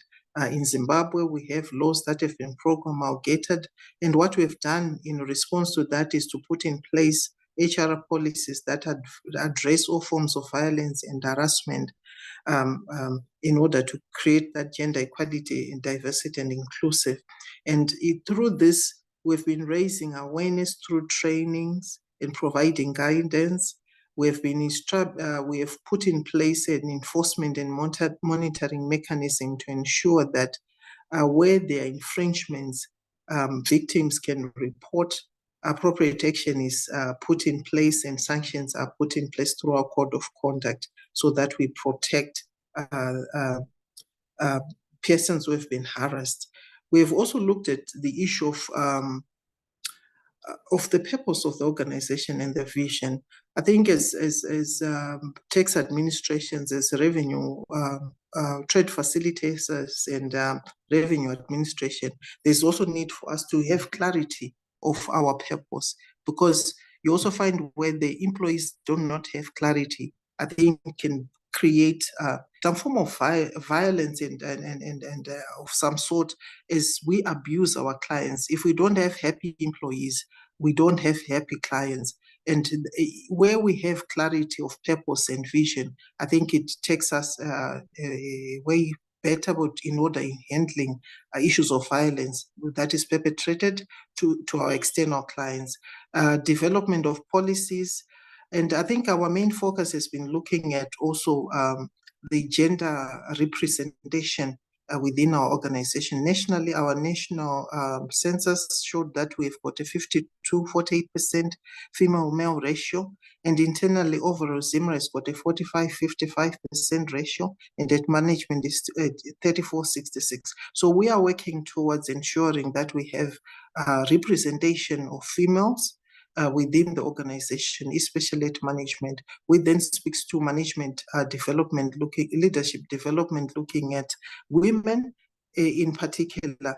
I think in this season we're trying to see how best we can then push up the percentages. So there's a skew towards female. And in that place, we've also put in a Women in Taxation forum where we are trying to motivate women to participate in leadership roles, both in customs and in taxes environment. We are also looking at the physical comfort of our staff members. You'll find that modernization of the work environment is also a critical issue to eliminate violence and harassment. We have embarked on a border modernization program, and we have also taken into cognizance the need for privacy of our employees, and we have changed the mass accommodation at our border posts. For us, I think it's also a game changer in ensuring that we eliminate violence and harassment at the workplace. This accommodation ensures that there's separate amenities for each staff member, where we used to have, I think, common facilities at border posts. There's also we have also implemented open and transparent communication through various channels on a daily, weekly, monthly, and quarterly basis for both internal and external, looking at changes in policies, operational issues, and other changes in the authorities. We have also embedded an organizational value proposition, which calls at the end of the day to ensure that we respect each other and encourages creativity and innovation. And above all, we have also put in recognition for individual contributions, especially on innovation and also on performance. We have quarterly performance awards that I spoke to, which is a sign of recognition of the good work that and contributions that is being made by our staff members. And we have needs-based training, which also addresses the technical, soft skills and management deficiencies that we have. And last but not least, we are continuously looking at improving our remuneration and conditions of service in line with the revised Arusha Declaration. I thank you.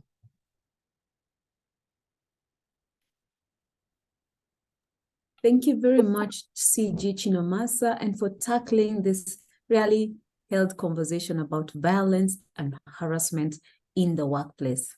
Now, from both the Director Monica and CG Chinomasa presentation, the burden lies heavily on leadership. And I throw it to the participants who are leaders in their respective workspaces. What so far from the given presentations can you relate with? What are the takeaways that you can take home and implement in your respective workspace? I look forward to reading what you have to offer within the chat. And if you have a question, kindly post it in the question and answer. Our next panelist, Ms. Wiggett, in her own words, is going to offer us a practical example of theory that has been put into practice. in ways an initiative that they have implemented to create safe working environment along the trade corridor. Over to you, Ms. Wiggett.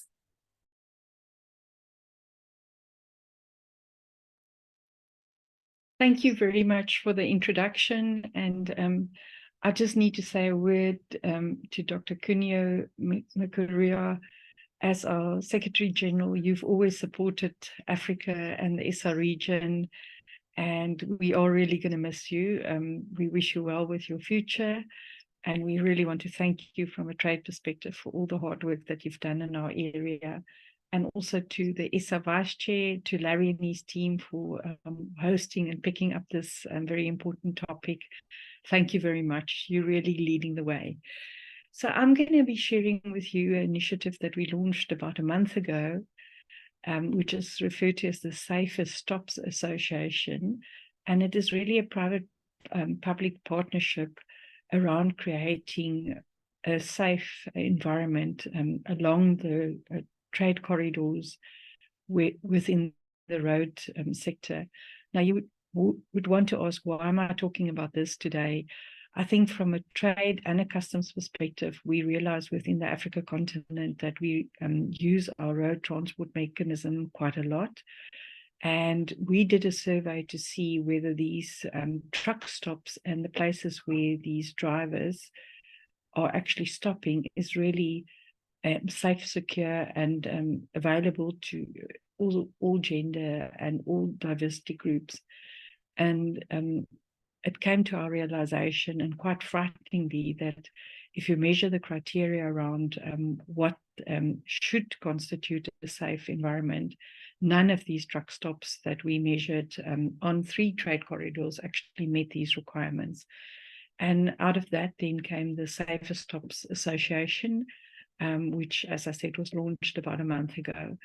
So what we really want to do is to work across the public and private sector to implement quality standards for truck stops and rest stops across the continent, with addressing essential services and resources to commercial drivers. They are such an important element of our trade work and moving our cargo.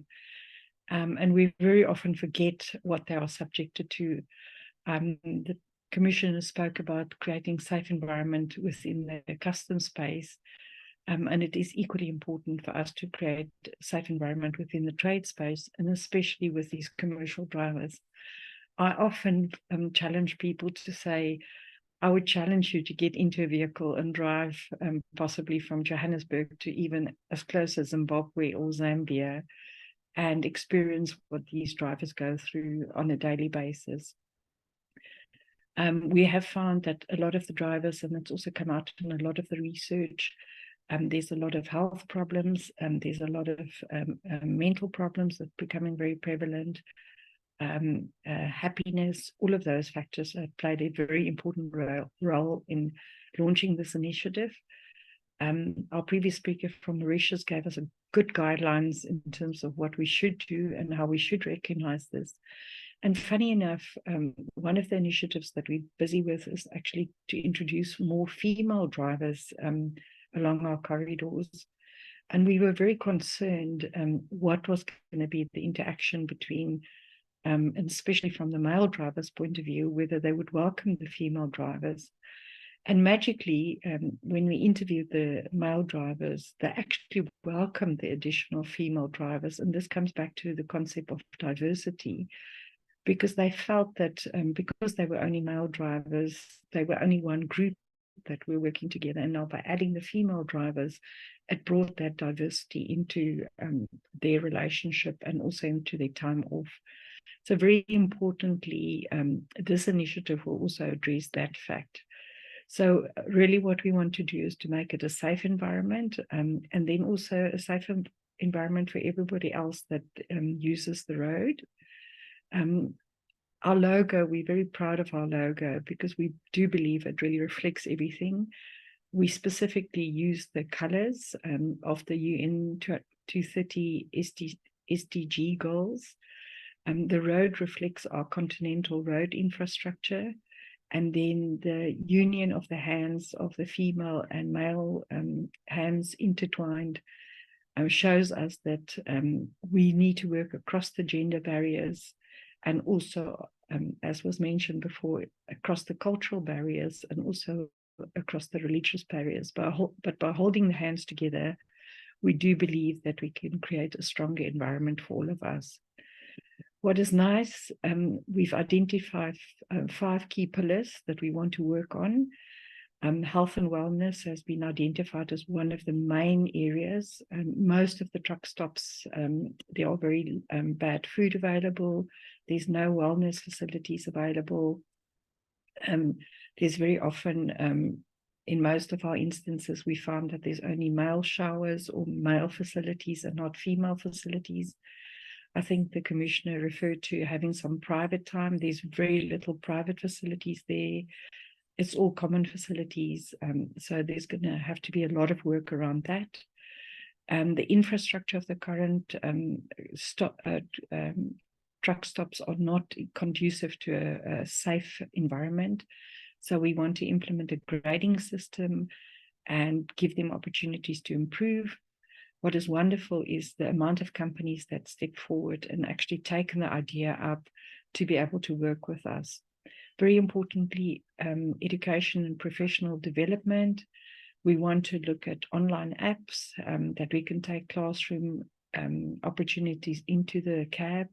We also want to create that link with the cross-border movements, that the drivers can be educated in terms of how to deal with customs officials, creating that conducive environment and also a respectful environment, because sometimes it does become quite a harassing, pressurized environment. And we have observed that the conduct between the drivers and the customs officials can often be tense, and we want to create an environment where that opportunity can be improved. Also, public awareness campaigns. Very importantly, that we identify the role that these drivers play, the respect that they need. I don't know from your side, but often in South Africa, we do sit after queues of trucks and one gets very impatient, and you take your irritation out of them, but they are fulfilling a critical function. And I think it is important that we recognize that. And then very importantly, as our speaker from Mauritius indicated, to do research and data collection, because that will help us to be able to determine what is the initiatives that we need to focus on, expand, and actually grow. I think the speaker from Mauritius said, you don't have to wait for policies, procedures, and you don't have to do everything at once. And this is really what we decided with this initiative, is to pick 5 key pillars that's important to us and start working along with these pillars.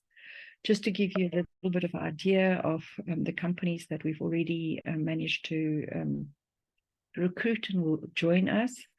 You can see it's a wide variety of companies, from people that provide services to the trucking industry, from people that provide trucks themselves. Very exciting that we've got quite a lot of governmental departments that have joined us.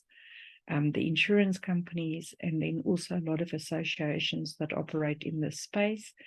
I want to reach out and also ask all the people in the region to spread the word around this, because we really want to roll this out over the continent. So our call to action is to get involved, join us, that we can build this partnership between the public and private sector. We have funding. We can also do with more funding support, and also through an awareness campaign. So we believe that this is a very small way of starting in a very specific space, but it is also a space that we can work very closely with the customs authorities, because the touch point in most instances between the customs authorities is with the driver community. And we believe there collectively we can hold hands and work together to make our engagement, our level of compliance, our level of understanding what we need to do and why we need to do it better, and that we could work in a more collaborative fashion. Thank you very much for the opportunity, and back to you, Ms. Moderator. Thank you very much. Thank you, Ms. Wiggett, and thank you for closing with a strong call to action. It is our mandate as customs and trade to create safe environments within the trading corridors. Our next panelist is Director of Inclusive Trade Programming, Ms. Gloria Atuhere. Ms. Gloria Atuhere has vast experience in East and South Africa across the 11 countries. Ms. Gloria Atuhere, please confirm you can hear me. Yes, I can hear you. Thanks. Thank you and welcome on board. In your experience across Africa, what are some of the good practices that you've seen custom agencies implement in effort to create safe and inclusive working environment? Thank you, Antaje, and thank you everyone for the opportunity to be on this forum this afternoon. So yeah, my name is Gloria from Trademark Africa. We recently rebranded from East Africa, and really our mission is to help increase intra-Africa trade and trade with the rest of the world, but of course while ensuring that that trade is inclusive and environmentally sustainable. And of course working with customs really is at the core of what we do, and customs across East Africa have been our core partners for the last 12 years or so.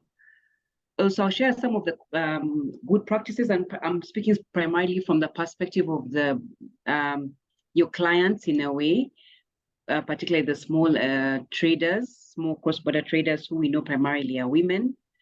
And some of the things we've observed over the years, I'll speak about shortly, but I'll look at it from two perspectives. One, of course, is the border infrastructure itself. And I think over the years in East Africa, we've seen a transformation of border infrastructure that really is very good for creating that environment for small and small traders who are using those borders. Our Trademark has been a big partner in some of this work, particularly what we call the one-stop border post infrastructure, which really is a collaboration between the different customs and other border agencies, just to make trading and crossing efficient at border crossings. So we know that small things like lighting, things like sanitation, things like a physical ramp for people with disabilities, is those small things that really make a difference at different border crossings. And we are seeing that really done very well in most of the East African countries, although of course we know it's not the same across the board. But one of the things I also want to highlight, particularly that Trademark has worked with, is what we call resource centers. Other different countries call them different things, but really a point where the traders can get information. Because if you're really a first time moving across borders, you really wouldn't know the procedure or what to do. But most of these have been put in place. And of course, customs has been a big role in that because they are usually the station managers for these border crossings. So we have resource centers that serve almost up to 200 or so different traders every month, just asking how to cross the border, how they can get certificates of origin and things like that. So I think that's really very commendable in terms of practice. But when we go to the process itself about trade facilitation, we've seen a lot of changes over the years. Of course, primarily this segment had been seen as almost illegal. They were treated like smugglers for many years, but this has since changed. And I think someone said earlier, which I thought was very profound. He said it's about providing a space that is safe, welcome, and valued. I picked that earlier, and this is really important for small traders to feel like they're safe and they're valued. And some of the good practices we've seen over the years are things like availability of what we call them gender champions. So this is really a customs officer who has been designated to look out for the needs of small traders, for women traders, somebody they can approach if they're not sure what to do. And this is really a good practice that we really thought things should be carried over across all the different agencies. We've also seen in some borders like Malaba, which is on the Uganda side, Malaba, Uganda, where the customs have worked with the women associations, and they're enabling them to actually issue certificates of origin, the simplified certificate. For us, this is a big deal because this builds confidence, and it enables these traders to come off the informal routes to use the formal border crossing.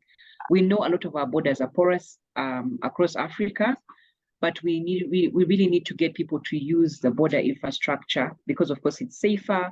And of course, there are provisions like the simplified trading regime, which favor small traders. The STR itself is also a very good practice. I think there's a microphone that's on somewhere. The simplified trading regime is a very good instrument that the ESC have put in place, and other regional economic communities are also following in that same practice. Very good for encouraging small traders to trade across borders. One of the things I could have said earlier is that informal cross-border trade provides employment for over 60% of non-ag employment, so to speak, in East Africa. And that's a huge part of our population. So that's some of the work that you're doing in your customs agencies really has a direct impact on food security and a direct impact on poverty. And I think it's good to keep that in mind. And I think maybe lastly, I would share, again, another practice that we've seen at the Busia border, Busia in Uganda, Kenya, where the customs have provided a warehouse where small traders can keep their goods if they have challenges being able to make clearances. You're allowed to store your goods there for 30 days without any charge. So it's small things like that that really make it easy for this demographic to utilize border infrastructure. And for me, I think it's something that we need to see across Africa as we get into the AFCFTA. If we can get harmonized practices across different border crossings, then we'll see a really growth in the trade between African countries, because more and more people have the confidence that they can use border crossings. And I think lastly for me is, again, we have what we call either trade facilitation committees or joint border committees that really facilitate operations at different border crossings. And over the years, we've seen those committees open up and provide spaces for women, provide spaces for small traders just to have their voices heard. And I think, again, this is a big deal for us because, as we said, it's all about inclusion. It's all about making all the people who use these facilities feel like they can safely use the border and that they are recognized as economic actors who bring value to our economies. So that's, Faith, in a nutshell, some of the things I could share. And I'm conscious of time that are happening across, particularly in the East African region. Thank you. Thank you, Ms. Gloria. And you have elucidated quite numerous good practices that are currently happening across East and South Africa. But there's always room for improvement. And I will tie it up with a question that is also in the chat, that at some point, safe and inclusive working environment will be called upon to change over time. What are some of the opportunities that we are yet to tap into, both as customs administrations and trade practitioners? What are some of the opportunities we are yet to tap into, especially in service to the small and informal cross-border traders, bearing in mind the statistics that you've given of 60%? They're a critical factor in our economic development. What are the opportunities that we are yet to go into? What are the areas that we can walk out of this forum and say, if we go into these spaces, there's a chance that the environment will get better? Thank you. I think three main areas. Technology. I mean, the world, we all know we are going into technology. We still see a lot of the practices are very manual and very labor, process intensive. So I think there's room to really move a lot of our processing to technology or automation. And that will definitely help to move things faster across borders, because everybody's trying to save time. So I think technology for me is really a big one for us. Something as basic as how payments are made, not all, sorry, Apologies, Stephen, please, Eric, will you just... Thank you. We still have places where payments are made going physically to a bank, and yet there's mobile platforms. So I think digital technology, that's going to be a big interface in going ahead. The second one is, of course, the AFCFTA. The AFCFTA is really big for us. I mean, we have to be positioned for the people and the, traders to take advantage of the AFCFTA. But there'll be a lot of coordination, need for a lot of coordination, because we see even with East Africa, which is a REC, that there's no harmonized application of the simplified trading regime, for example, across the different borders. Some borders work 24 hours, some borders close at 3. So how will that really work if you're going to go continent-wide? So we have to have harmonization, but I think the AFCFTA provides a really big opportunity for us. And I think, as I think was said earlier, just seeing more and more women in the face of customs, I think for me is really a good thing. It builds confidence. It builds confidence, and it brings a lot of these small traders into what we call the formal space, who ordinarily maybe think that and have had this perception about customs for a long while. And then lastly, I think is partnerships. We see that already happening. Customs has to interface more and more with their clients, who are really the traders. So we see a lot of that happening in East Africa, where customs has sessions. They sensitize people about post-border procedures, about taxation. So just breaking that barrier and building trust, that's really going to be a big one in the years coming if we want to see a lot more trade and growth in our region. Yeah. Thank you very much for that insight. And leaders, I hope you've taken note of the opportunities that lay in wait for us to tap into them. We'll just finish off with a question that was earlier posted, and this will go to the CG, Chinamasa. There was a question on the issue of harassment, and the participant was inquiring on who does the investigation, who handles these cases. I would presume this is coming from a position to manage conflict. Who does the investigation of such cases? CG Chinamasa? Thank you so much, Ms. Chibole. So for ZIMRA, we have an internal code of conduct, which then covers the various infringements, which include harassment at the workplace. But we are also cognizant of the sensitivities around it.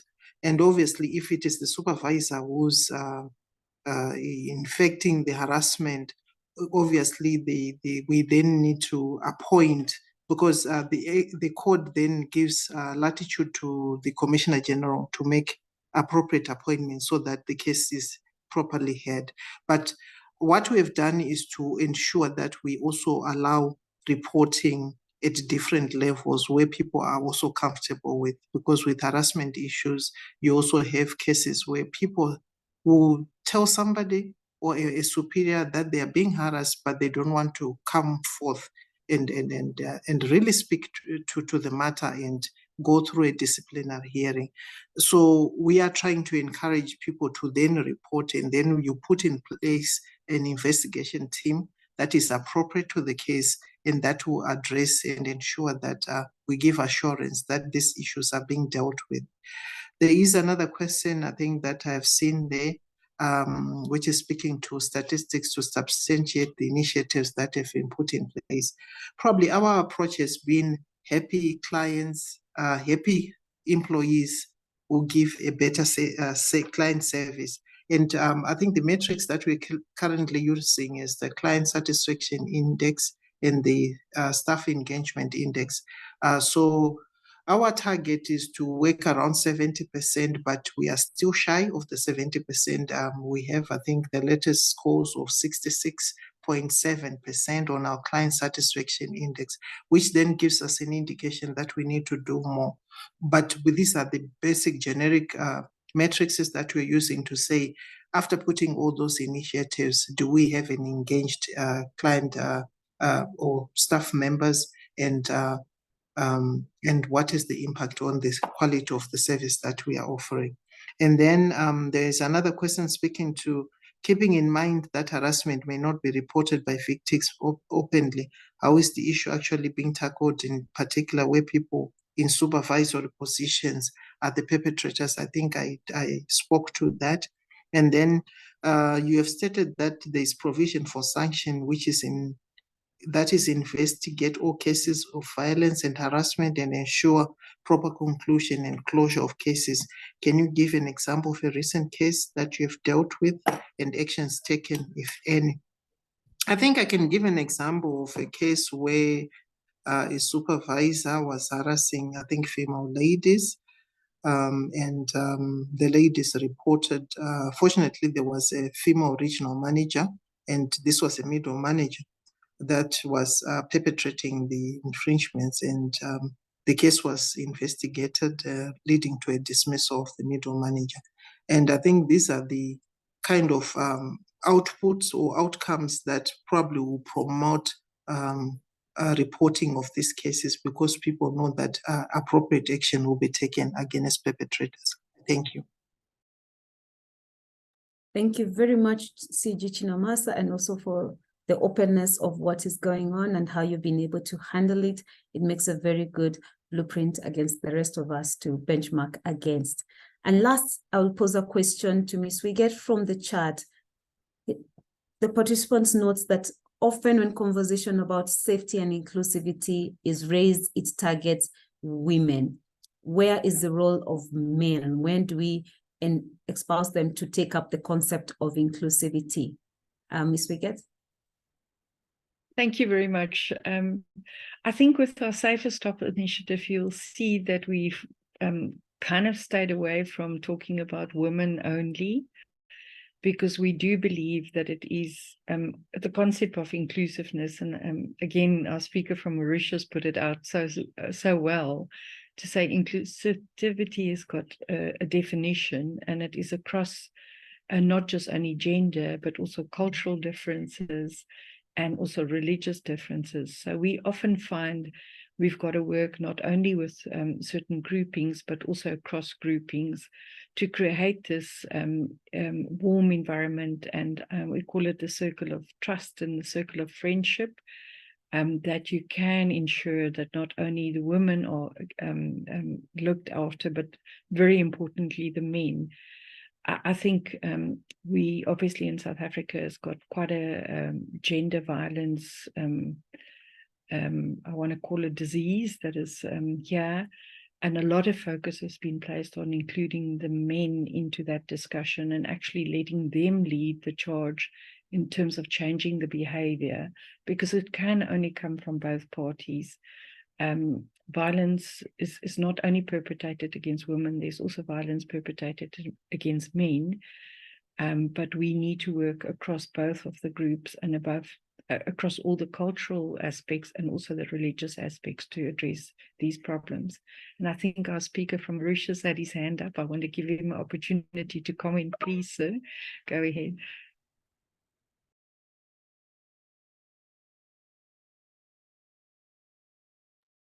Director Monica, your hand was up. Ms. Wiggett was giving you an opportunity to comment. I wanted to add, it's true that men has to be more involved in understanding these concepts and understanding to be able to be at par and ensure that these inclusivity strategy are well understood. But I joined my colleague just before me to say that men also are being victimized. There are many reports that shows that just like gender issue is not an issue of women, it's an issue of men. There are many countries that men are victimized. I'll just give one example. That taking a paternity leave may not sound good in front of my other men colleague. So because the fact that they take paternity leave, they are being, how do you call it, an etiquette that they are being like a woman. So what I'm trying to tell you is that it's not only the bias, the prejudices against women. There are bias and prejudices against men, that looking after babies is not a man's job, it's a woman's job. And when a man takes leave to do that job, when he comes back to office, there's an issue. So what I'm trying to say, it's not a women's issue, it's both issue, and both have to understand each other very well to look at this gender issue. Thank you.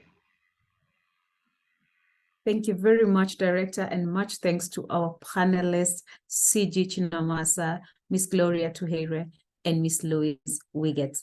As we wind up this panel, we hope you've gotten some nuggets, some challenges to go on and implement, and the call of action is clear. You can keep on commenting in the chats. You can keep posting your question and answer. We will find a way through your registration details to get back to you the answers.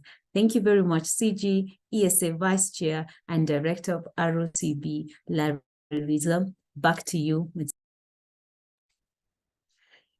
Thank you so much, moderator, for actually keeping time. I was really worried a little bit, and so I have to thank you, moderator, and your panelists for such good time management. So we will just move on to the next section, and incidentally, it's our last section of the day, definitely last but not least. It's a presentation on gender inclusivity and diversity in East and Southern Africa region, challenges and recommendation. And it's going to be taken by Mr. Stephen Ojambo, who is currently serving at the Uganda Revenue Authority. He's an experienced and innovative team leader with excellent skills in mobilization, networking, and communication. Incidentally, he also happens to actually be the chair of the World Customs Organization East and Southern Africa Region Gender Equality Working Group. He is also part of the Global Working Group for the WCO on gender. And he has also developed Women Traders Facilitation Framework and Work Plan. I could go on and on about his qualifications in regard to this conversation. I'm not sure I'm going to be able to finish all that.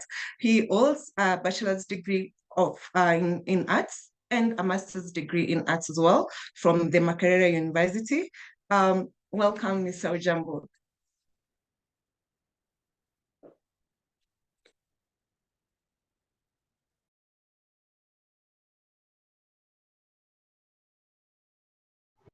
Thank you very much, Faith, for that elaborate introduction. I am going to just share something on the gender inclusivity and diversity in the ESA region. And here we're looking at mainly challenges and recommendations. And I also want to say that it seems I'm between you and your lunch, so I will not make a lot of protocols introduction. Safe to say that all protocol observed, members around, the leaders and the panelists, and all the other attendees. I will start my presentation. It was, I think, about the time of when we were all soon after, or thereabout when we were being locked down because of COVID, that we embraced the virtual working groups. And one of the most important ones at that time was the one for the ESA region on gender equality and diversity. Now, the challenge was very clear. It was to, during that time when we were locked down, to use our brains within the region and develop a gender framework that could be used by administrations, customs administrations, and of course revenue authorities at large, so that we could be able to ensure that issues of gender are part of the process and procedures within the administrations. So I will go on to my introduction, Eric. And just this is the outline, this is a brief one, introduction. We'll have a vision and mission and values. We'll look at gender equality, inclusivity, and diverse challenges within the ESA region as identified by the members of the ESA region. And then we'll look at our recommendations and then conclusion. At the beginning, we know, and you can see that we have added I in the JED so that we can take care of the inclusivity. So gender equality, inclusivity, and diversity is key in ensuring performance and quality service in customs administrations. And therefore, there's a need to be concerned decision-making process at all levels and continuously monitor to evaluate progress. So it is important for customs administration to reflect that society they serve and uphold strong values of governance, transparency, representation, and inclusion of all stakeholders, and not tolerate discrimination of any kind. In this regard, therefore, the WCO ESA region, JED virtual working group was formulated as earlier explained to you, and formulated a comprehensive and sustainable gender policy framework that aims at influencing projects and initiatives that promote safe and inclusive working environments. Thus, to be able to craft the gender policy framework that suits the needs of the region, it was paramount significance for this working group to understand the multiple challenges of the society we're dealing with. Eric? Eric? Sorry, we can move on. Eric?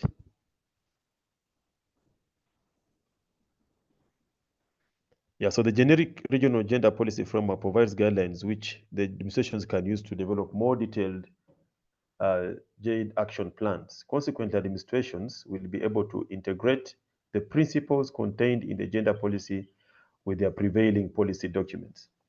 So the regional gender policy, in this policy, we had some vision, mission, and values that were to guide this framework that we shared with administrations. And this mission was to be a regional model in gender equality and diversity. Our mission was promoting gender equality, diversity in order to eliminate all forms of discrimination through gender mainstreaming of policies and practices. And then the values is equality, inclusivity, and fairness.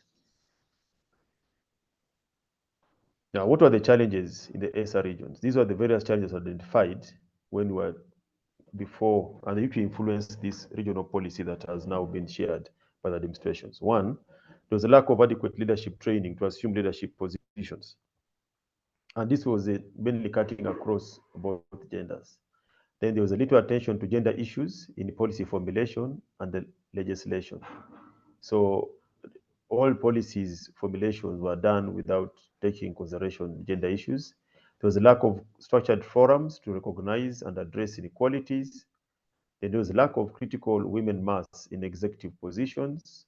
I think some of the statistics we shall see from the other presentation by the HR guru from Mauritius, it shows this. And lack of motivation for upward career progressions. And then we had the lack of empowerment to help unleash staff gender-specific potentials. Also had some challenges that included lack of follow-up on customs, gender equality, inclusion, and diversity programs. Some of these things were set up, put into paperwork, and then no one follows up. Lack of effort to employ equal number of male and females in customs. Suffice to say that majority of the revenue authorities now and customs administrations have at least attained the critical mass of 30% of either gender. Then lack of career exposure for female customs staff, and lack of awareness among customs staff on gender equality, and lack of an inclusive approach by management. So these are the various challenges raised. So during these deliberations, following recommendations were considered. One, the customs administrations should implement the gender equality, inclusion, and diversity policy through the commitment and participation of leadership and staff. Here we're saying all leaders and staff must be involved in the implementation of this policy. So we need also to mainstream the gender equality and inclusivity and diversity in the design, development, implementation, and evaluation of customs policies, practices, and budgets. So this must be seen as well. Then strengthen accountability and oversight mechanism for JED, and mainstream JED initiatives in the customs administrations. I also recommend that we need to achieve gender balanced representation in decision-making positions in the customs administration by encouraging greater participation by the underrepresented, usually female officers at all levels. Most of the customs administrations have achieved the critical mass, but at the officer level or at the entry level. But this is still a challenge going forward at the leadership level. So we need this to be addressed as well. Then take adequate measures to improve JADE in council administrations that should be supported and facilitated by the human resource departments, divisions, sections, and units. And I'm glad that Mauritius UDHR is leading in this area. Then you need also to strengthen gender-general cooperation through continuous sharing of knowledge, lessons learned, and good practices in JADE, and mainstream the resultant initiatives in the customs administration. So these are some of the things. And then we also need to align the gender policies of each customs administration with the national and regional JADE laws and regulations. Most of the countries have national laws that address gender. So we need to ensure that we align the policies with these ones. And then monitoring the implementation of the regional gender framework. This to be undertaken by the WCO Secretariat, ROCB, the WCO ESA JADE Virtual Working Group Steering Committee, focal points or persons in the various customs administrations, and gender cells that we're encouraging should be set up by the various administrations on annual basis, and this should use the Gender Equality Organizational Assessment tool that is also a WCO tool. So what we're saying here, we're saying that putting this policy or the framework is not enough. I know it has been put in place, it has been shared by the WCO to various customs administrations, and assented to by the customs administration. But now we need to monitor that actually they are working. So annually we must be able to follow up so that we see what is going on. So in conclusion, I want to say that each customs administration is tasked to ensure successful implementation of the WCO ESA regional gender policy framework. This, as I've said before, is already domiciled in every administration. And in doing so, the policy should be implemented as applicable to each administration and may be executed in phases over a defined period of time. There's a lot of things to deal with there, but we can't do all of them at once. So it's important that we identify them, and then as administration, and then piecemeal go through one by one, and in terms of, say a defined phase of time each annually, and then you can be able to ensure that we implement the framework totally, maybe in the next few years. So with those few remarks, I thank you very much, and I really want to hand it over to Faith so that we can recover time and the members also go for their lunch. Thank you very much. Thank you so much, Mr. Jambo, for remembering our stomachs. We really do appreciate that. I do not see any questions on the chat section for Mr. Ojambo at all. But however, before we move on, there is a question from our Vice Chair, Mr. Lal. The question is, to what extent meritocracy can be sacrificed to attain diversity? And I'd like to request the Director, Mr. Mengfon, to respond to this question. Thank you. Thank you, Faith. I think we should not consider meritocracy and diversity as a binary approach. Binary approach, I mean, it's either 0 or 1. It's either diversity, no meritocracy, or meritocracy, no diversity. I think we should not look at it from a 0-1 perspective. I think a good dose of both is required. Why I'm saying so? Because meritocracy is what? It's a system where we choose people based on their abilities and skills.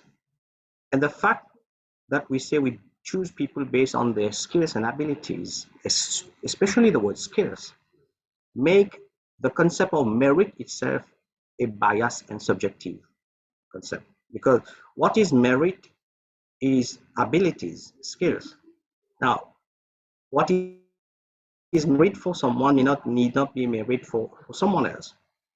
And if we overly emphasize the term merit, I think we will perpetuate the past and existing inequalities that exist in our society, and we will deviate more from diversity.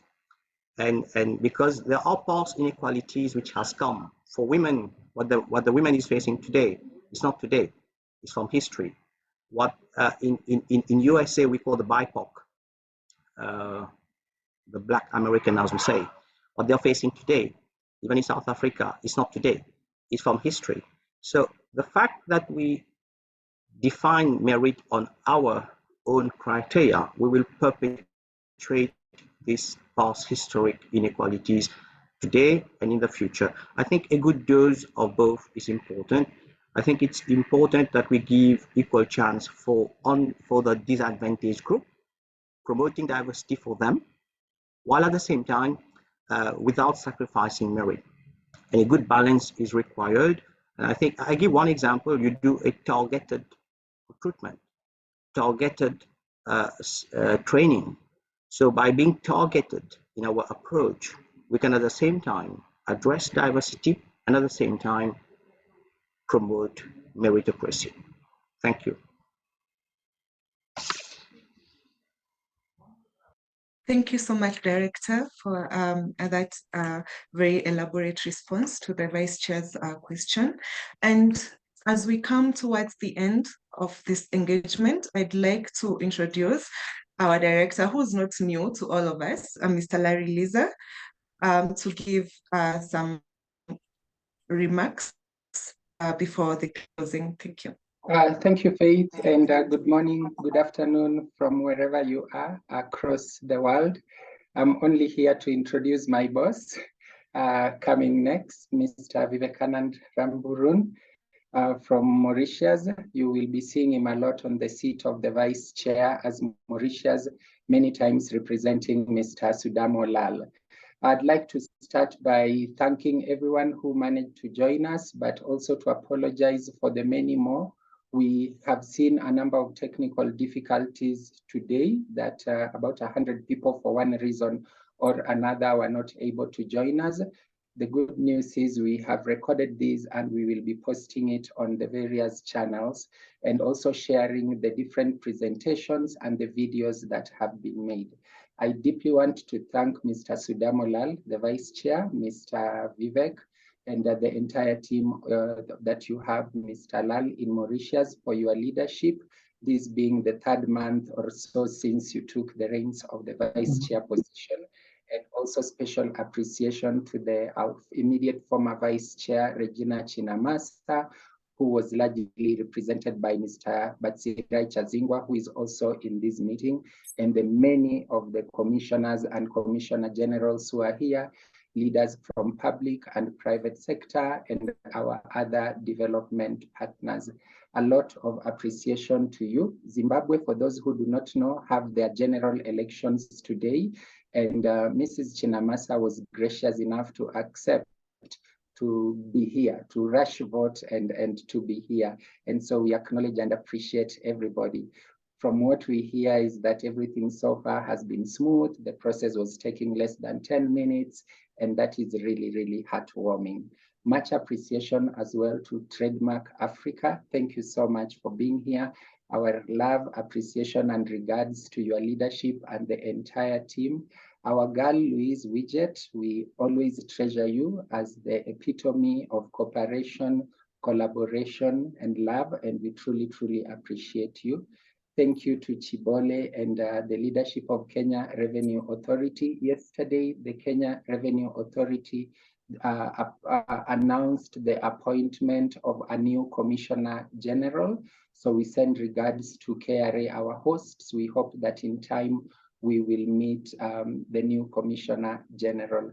Our appreciation to Uganda as well. Mr. Ojambo, you have been a beacon of hope to the gender agenda. A lot of call continues to go to the members of East and Southern Africa to leverage the tools that have been provided by the WCO. We have a very strong gender framework at the WCO, and we have a very strong grouping.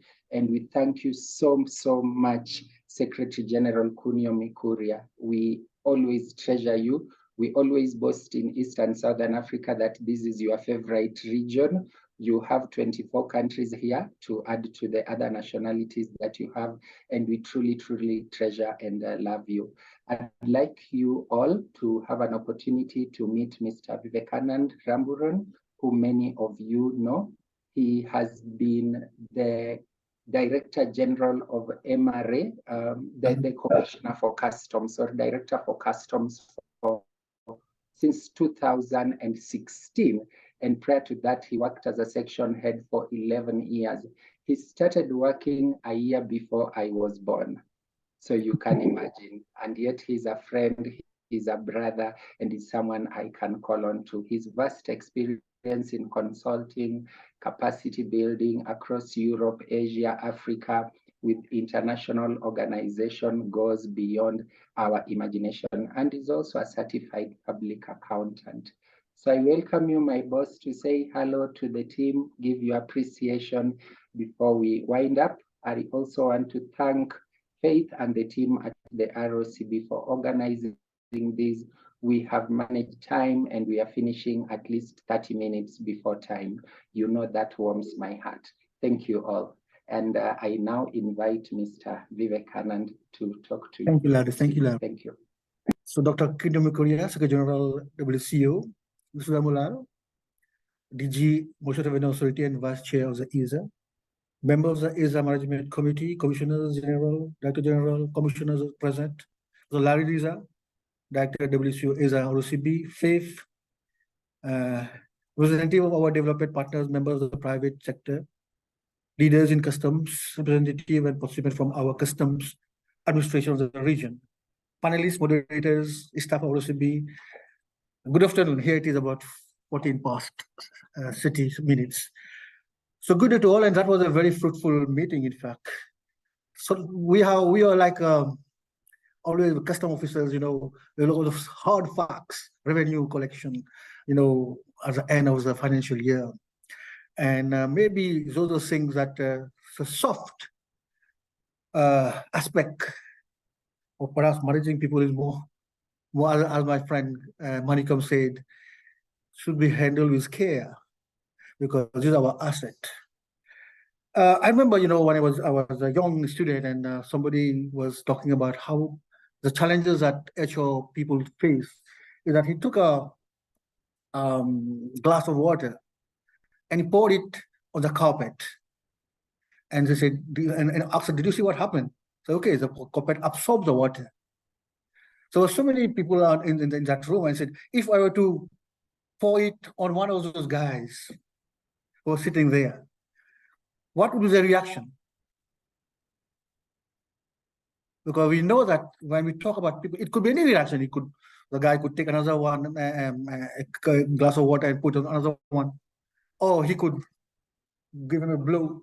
I mean, managing people is the most difficult thing I think we have.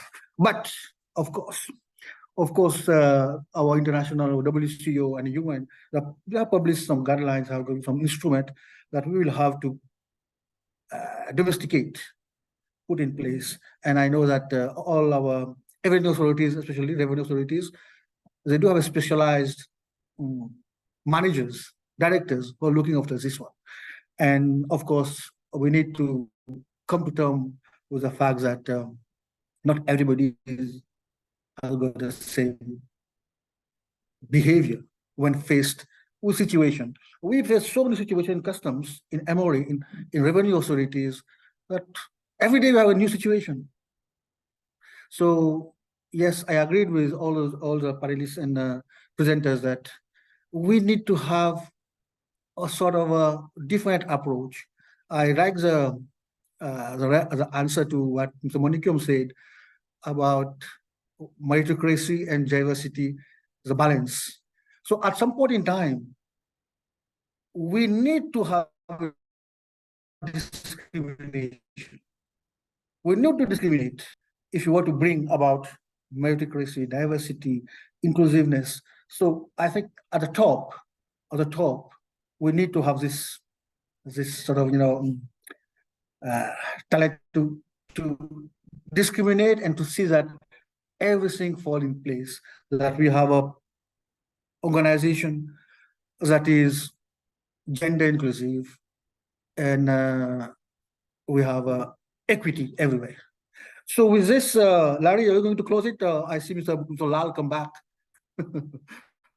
Yeah. Mr. Lal, you want to say something? I will finish now. Thank you, sir. No? Okay. So Larry, thank you very much for this very, high level and fruitful discussions that we have had. Of course, we see that we have quite a lot of things to do, and together as a region, we will go there.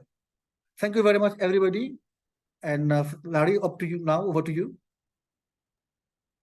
Thank you, sir. I'll give it back to the moderator. Well, thank you so much, Director and Vice Chair Lal. I think all my bosses have spoken, and it could not be proper for me to speak after all of the bosses that have spoken already. So just mine is to really thank you and to appreciate that you spared some time to join us, SG. Thank you so much, Vice Chair. Thank you so much, our directors, our commissioners. Those who try to join and fail for one reason or another, we will share with you both the presentations and the recording of this meeting. We really do apologize for that technical hitch that we experienced. However, this is just the start of this very interesting conversation, and we will be reaching out to you once again to support the region in furthering this conversation and actually implementing it at both the national level, the regional level, and at the global level. So thank you so much from the SRROCB. Have a lovely morning, a lovely afternoon, and a lovely evening as we close. Thank you so much. And feel free to live at your own pleasure. Thank you so much. Hello, ma'am. Just a second. Bye-bye. Bye. Sorry. Bye-bye. Goodbye, everyone. Bye. Thank you very much. Pleasant day. Bye. Bye. Goodbye, Dr. Cunio. Goodbye, Mr. Lal. Goodbye, Mr. Rampraran. Goodbye, everyone. Goodbye, CG Chinamasa. Thank you so much, Larry. Goodbye, Dr. Kinyo. Goodbye, everyone. Goodbye, Chibole. Thank you. Thank you, Jamban. Thank you, everyone. Goodbye, all. Thank you. Goodbye, Manika.